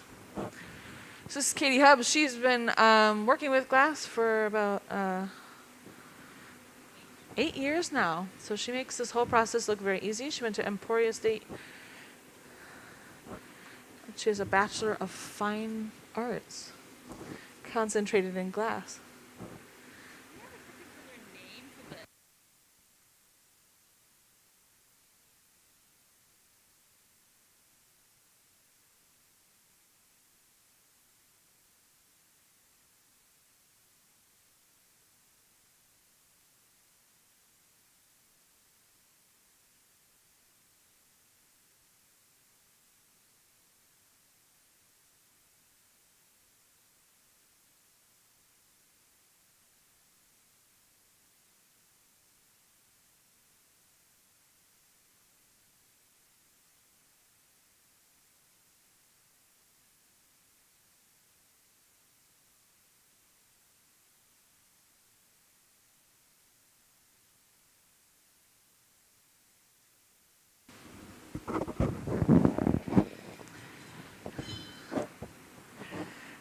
Yeah, I would call that little bit she cut off the end a cutoff. A pretty cutoff. I'm glad we saved them. I'm not sure what I'm going to do, but they make nice Yeah, what are you cups or going to do something. with them? Yeah. Put it on the bottom of a cup. Wow. There you go. Yeah. Make good bottoms to something. There's a glass artist, Janusz Pozniak, and he was on the show Blown Away, and he makes a lot of these cane pieces, and so he has a lot of these cutoffs, and I think he used some of them for a GoFundMe fundraiser as part of a gift to people who donated, or some people make magnets out of them. Some people roll them up and use them as pattern work on another piece. But it is just pure color, and it's a really cool little piece of glass.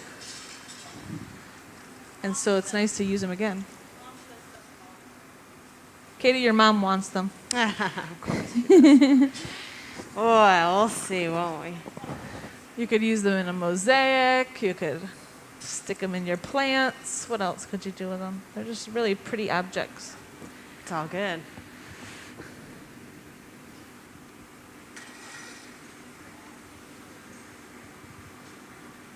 I can think of a glass story. Yeah, I used to make drawer pulls out of them, but it was pretty labor intensive. Drill the hole, glue the thing in, then you gotta build it out away from the drawer, and yeah. Okay. We're going to gather over this really soon, so we keep this under 2 hours.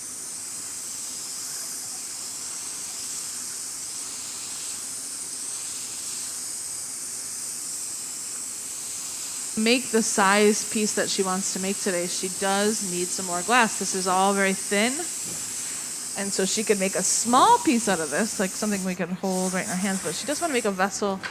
So she's going to need more of the clear glass over top of this color work, and so she's going to let this cool off and then go back into the furnace and gather more glass on top of it.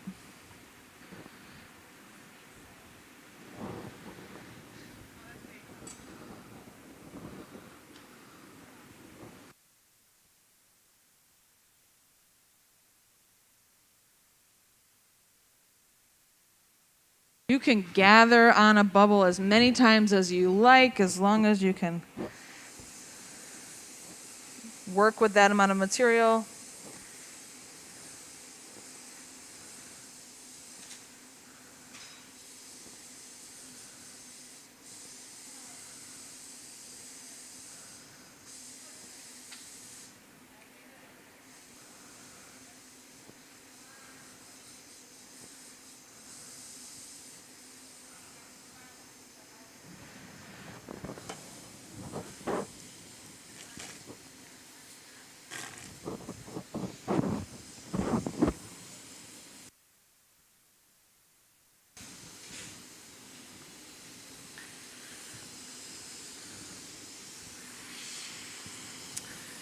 cooling it off. We also don't want to gather on a soft hot bubble. The bubble will collapse.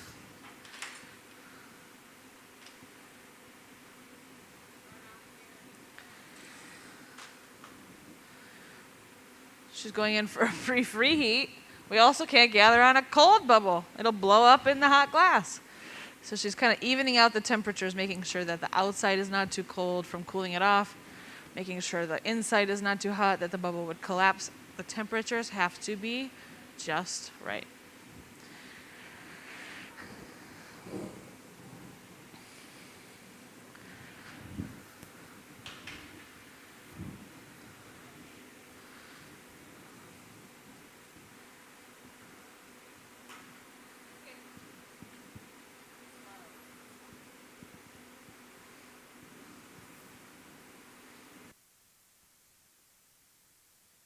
She goes in, gathers that glass up.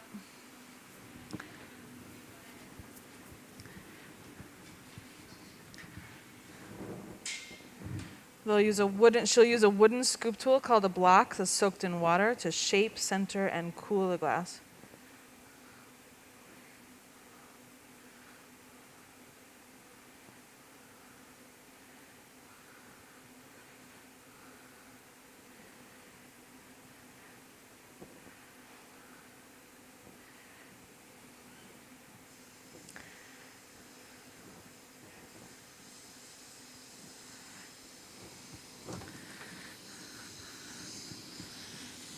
And then she can also use that newspaper pad to shape and cool the glass from the outside.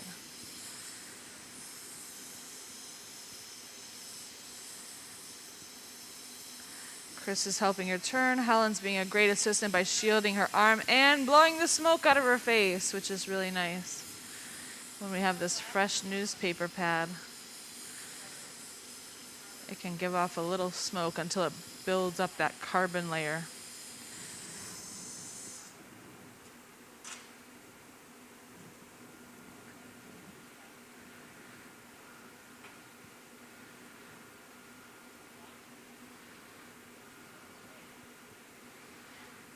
She'll cool the tip of the bubble on this cold metal table called a marver.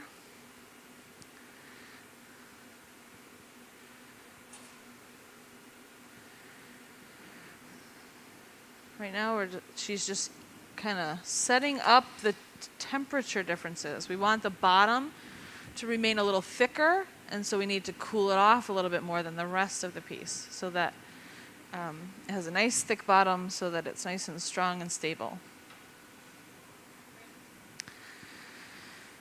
She'll cool the bottom with the newspaper.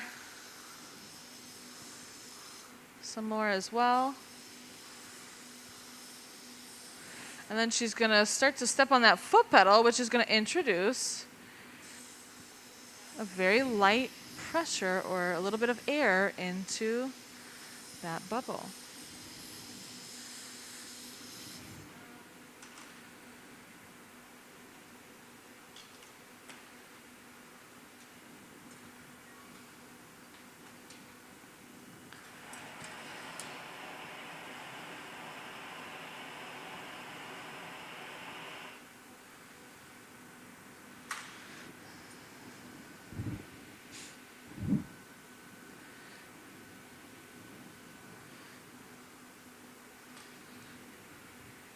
Turning in both directions, making sure this is nice and even. Keeping those lines running nice and straight. That's really important when you work with cane, is turning nice and even.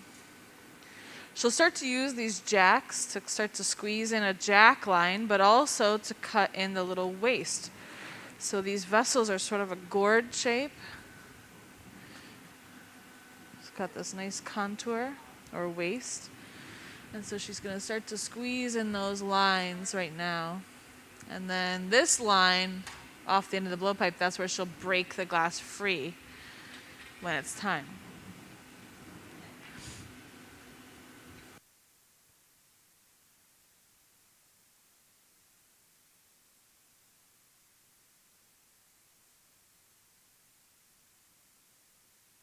We like to use the newspaper because we can get, it's really the only way we can shape the glass with our hands.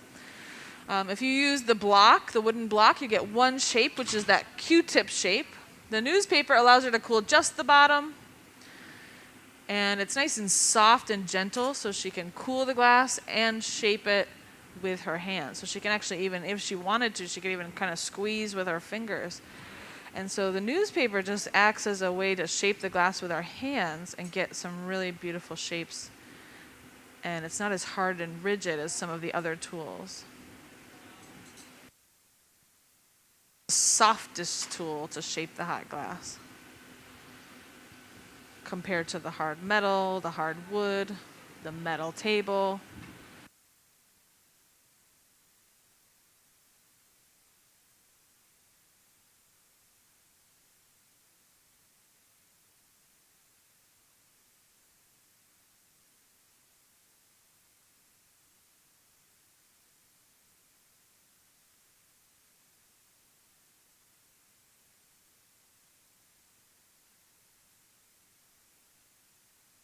Going for a quick reheat. Everything's got to be kept over 1,000 degrees. If anything falls below 1,000 degrees, it will crack and break. And so they're going to go in for these short reheats. And everything's going to happen pretty quickly at this point. They're going to flip this around, add the neck. She'll squeeze in that jack line. We want to make sure that that jack line is nice and tight. That's where she's going to break the glass free from the blowpipe. The smaller, the tighter that line is, the easier this will break free.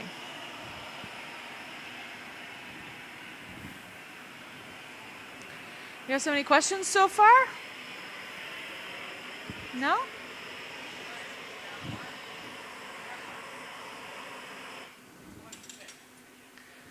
So she's got about 4 colors there, so it makes this really beautiful color palette.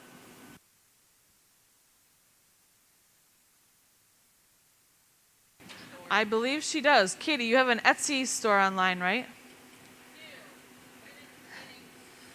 It's in its beginning stages. I know she was working on it last month. But you can keep your eyes open for Katie's Etsy site, which is a handmade site which she sells some of her glass on. She'll be selling some pieces in the Corning Museum of Glass shops, I believe in the fall. That stuff will go out and display. But yeah, check out her Etsy site. I think this will maybe give her a little push to get that site up and going. But I know she was working on it and putting some pieces that she had made on it. She had some professional pictures taken. And so yeah, definitely keep your eye open for that. We all work and demonstrate here for the museum, but we all are our own independent artists and have most of us have our own businesses, and so we can do that on the side as well.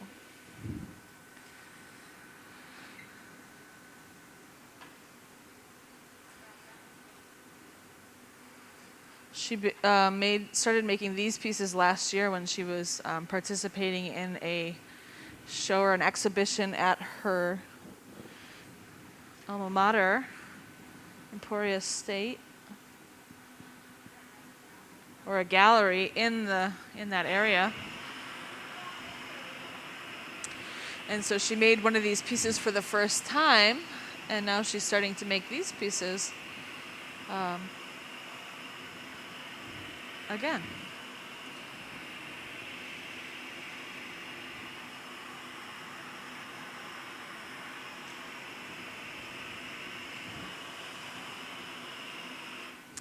This fluffy torch is a nice torch to use if she wants to heat one particular spot.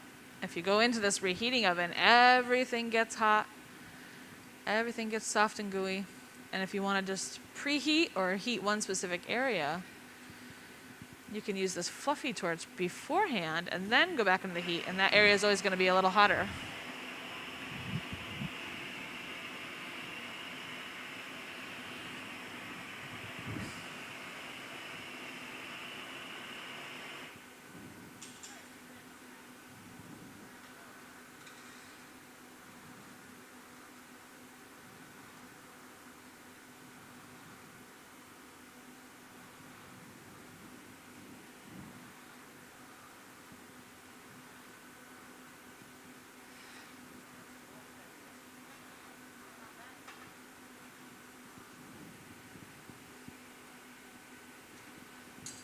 She squeezes down that line some more, just to define it.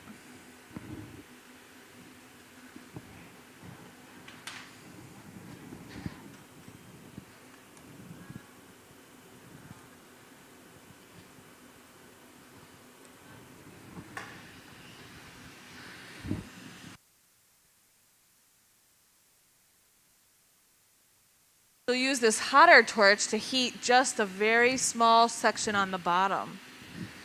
So same kind of thing.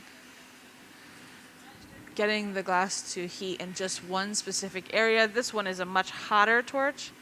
It's the torch they use in a flame working demonstration. We have one of those up in the Innovations Gallery today, and I think they start their demonstration on the hour. So it's not on the schedule, but they start on the hour. And you can catch one of those demonstrations where they make little intricate sculptures in a flame instead of out of a furnace. But she used that to heat just the very bottom to create a little flat spot. This will become the base of this bottle form. And so Chris is going to make a punty. A punty is just a little bit of glass on the end of a solid rod, and it's going to act as a transfer rod. So they're going to transfer this off of the blowpipe onto that solid rod, flip the whole thing around, and work on the top of the opening. So he'll shape this up, and we're looking for sort of a Q-tip shape.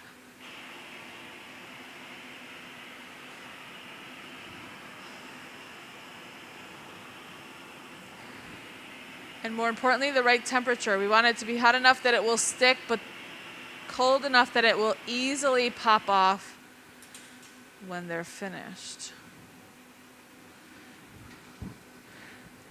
Do you guys mind just going either to the seat above or the seat below? Thanks.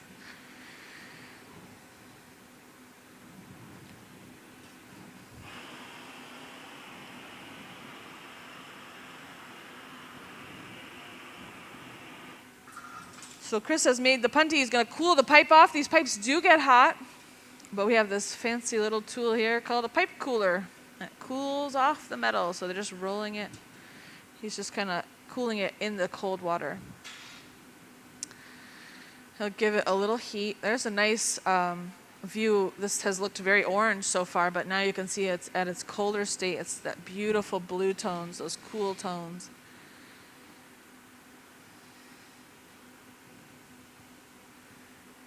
And it's a gorgeous piece so far. All right, watch this. They're going to stick it. She's going to stick the punty right in the center of the foot. They'll run the two irons together, making sure everything stays lined up and centered. Look at that. X marks the spot.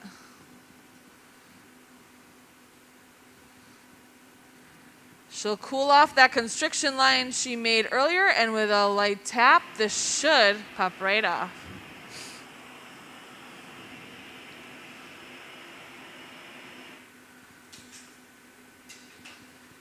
Okay, a couple drops of cold water, a very light tap.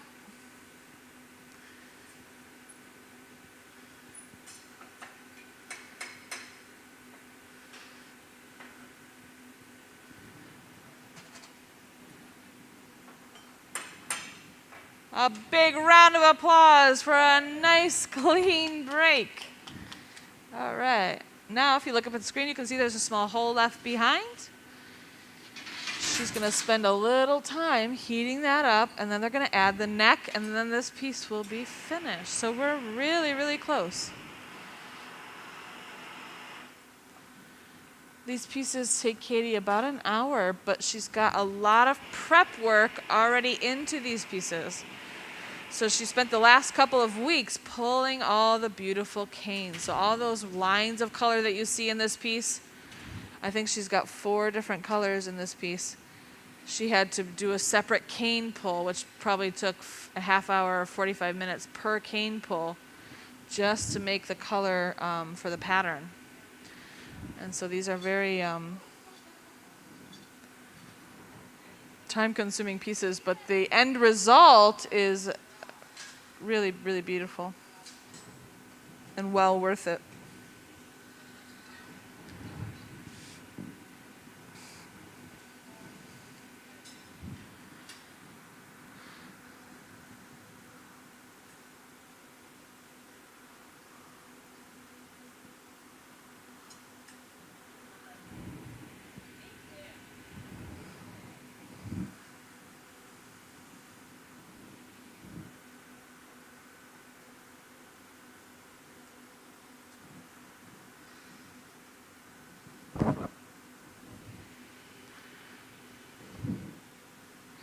So right now she's heating up the top and she's waiting for the glass at the top to become hot and soft. And she'll know when this happens by the way it starts to move. She can feel it. She can also kind of see it. She comes out of the oven and see how it has that nice orange glow at the top? That is one thing we do look for. That does tell us that the glass is hot and soft. She's going to pull and trim the lip. So right now she's pulling it. This is a technique we call pulling and trimming. And then she's going to trim the lip with a set of shears. So watch this. She'll get in there and she'll cut through the glass just like it was paper. The glass has to be very hot, very soft in order for her to cut through this like that. So the sensation would be kind of like cutting through wet cardboard or an orange peel with scissors, but her fingertips were so close to the hot glass that they probably got warm as well. So it's kind of spongy, or like cutting through taffy or something.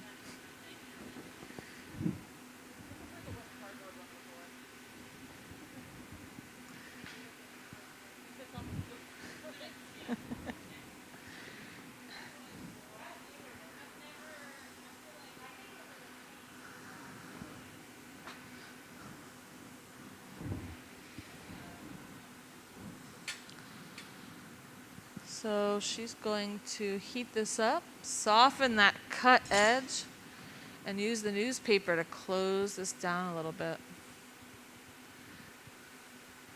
See how she can really squeeze the glass with her hand? That's one reason we do like that newspaper.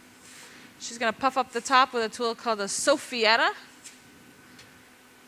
Round out the top a little bit. So even after the glass has been removed from the blowpipe, we can still inflate the glass a little bit.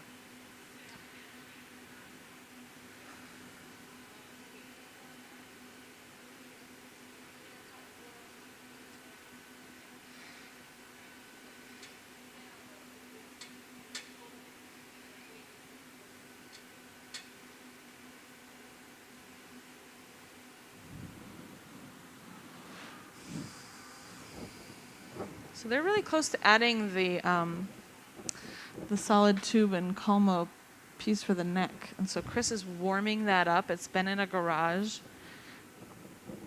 or an oven we call a garage, keeping it nice and warm. This whole time, it was the first thing she made. And so we kept it in an oven around 1,000 degrees just to keep it nice and hot.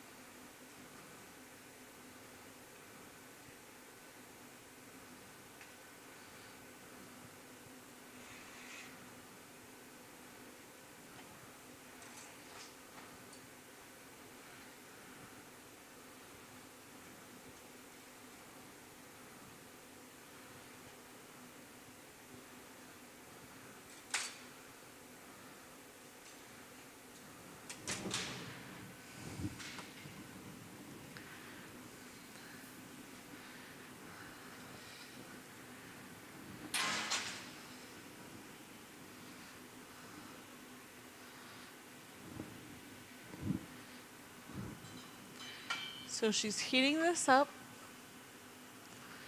They're going to stick these two together, and we want to make sure that the two pieces that they're sticking together are nice and hot. Glass only sticks to other things that are hot.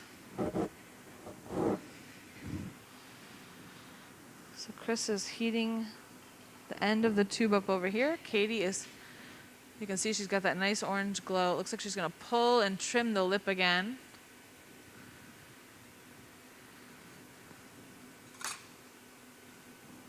Making it a little smaller. This time, instead of cutting the glass, she's going to constrict it down with the blades of those jacks and then tap off the little ruffled part at the end. So there is a few ways to do this, and if you need it to become, the hole to become a little smaller, this is probably the best way to do it.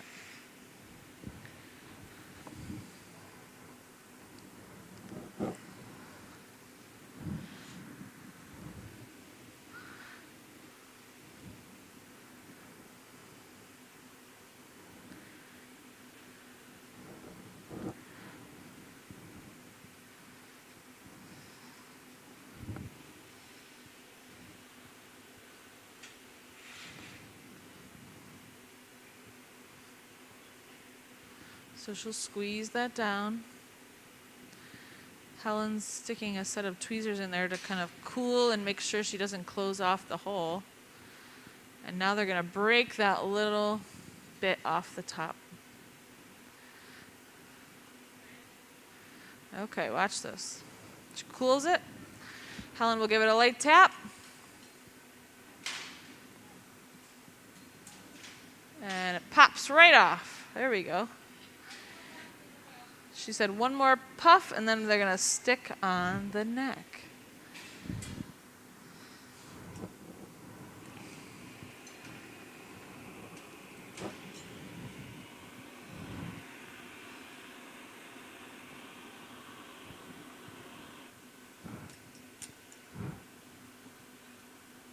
So she's heating the top,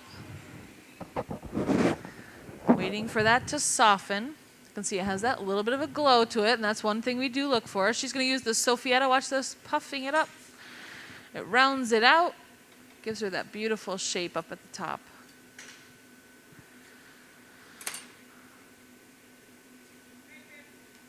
All right, so she said she's ready, so she's communicating with Chris. Chris is going to start to heat the edge of the tube, and they're going to stick the two together. This is a process we call encalmo.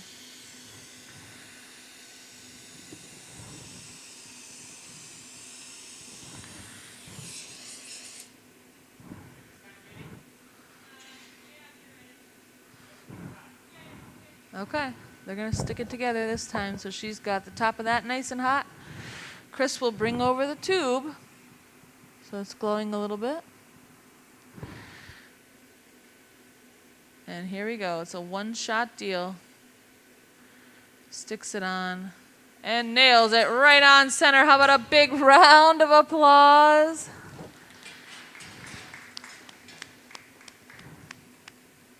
She nails it every time. Do you play darts, Katie? Do you play darts? No? Maybe you should start. Join a league.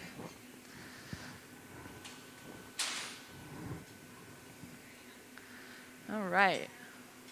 So there is the beautiful neck of the bottle. I think the neck of the bottle for this one is an aquamarine. Huh? What's that?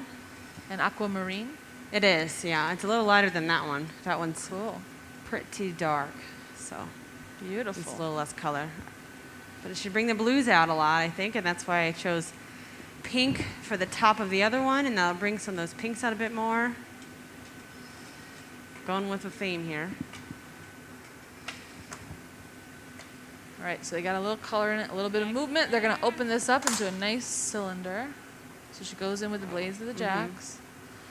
Slowly starts to open it up. Chris is shielding her arm. Eventually he might hold the paddle on the lip of the piece to make sure that the lip stays nice and straight. I'll take it here for a sec. Big old line in it. She'll preheat the edge with this small hand torch. This will make sure that the lip gets a little extra heat. Okay. And then, of course, adding a little heat to that punty so that it doesn't get too cold.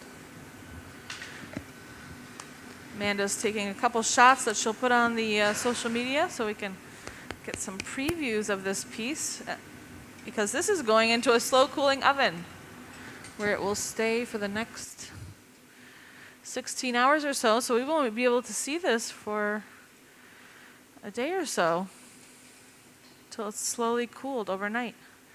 That's the hardest part, I think, is waiting to see the piece you made the day before or 2 days before. So she's just opening that up.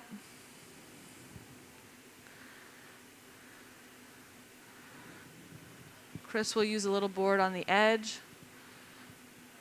Make sure it stays nice and straight.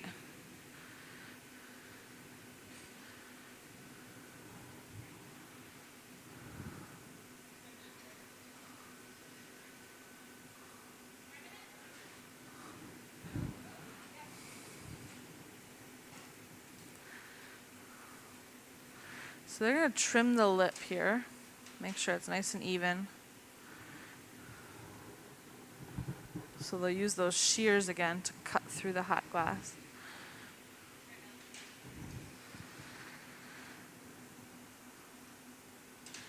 It's really, the process of trimming is not easy, but cutting through the hot glass is kind of easy. It's kind of spongy and gooey, so she gets in there and cuts. She works really quickly because the glass cools so quickly.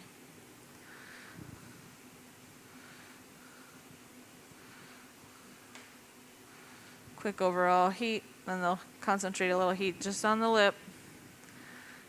She'll open this up. Chris will use a board, and then this piece is very close to being finished.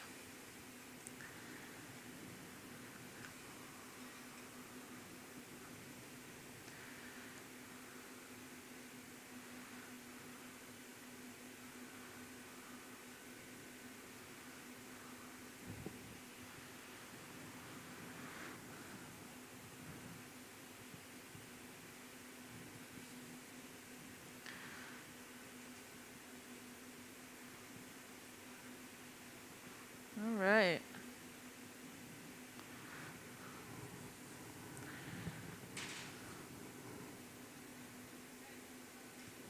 Couple quick flashes to even out the temperature. She's going to build up a little heat in the bottom of the piece. And then she'll remove it from that punty. Yeah, that'll be all. That'll be. And we've got 2 beautiful bottles from Katie Hubbs' Bring the Heat live stream demonstration.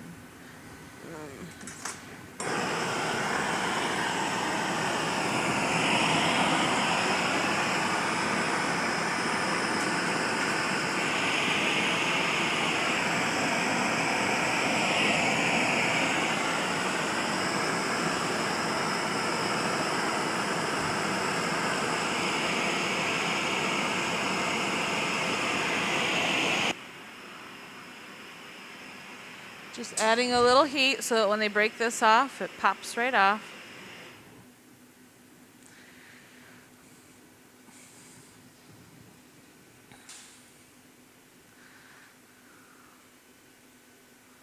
But that was a beautiful demonstration. A lot of hard work into these pieces and a beautiful job.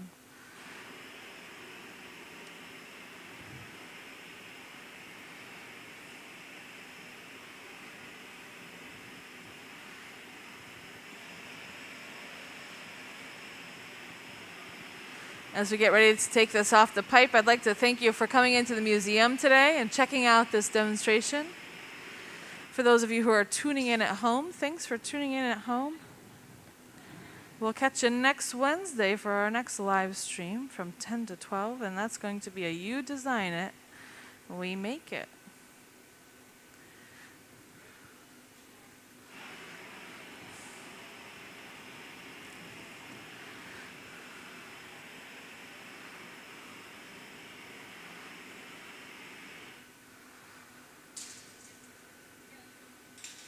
All right, here we go.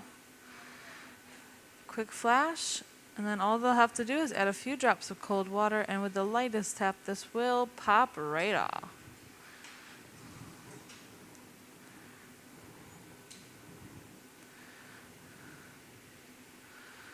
She drops the pipe down below so that the piece is high in the air. The water will fall back towards the punty and not the piece. Chris is ready to catch it if it does pop off early. Light tap. Look how easily that pops off. They'll fire polish the sharp edge. Hot glass does break like cold glass. And Chris will get this into our slow cooling oven to cool slowly overnight. So into the oven. A beautiful cane bottle with an encalmo neck. That's Katie Hubbs. How about a huge round of applause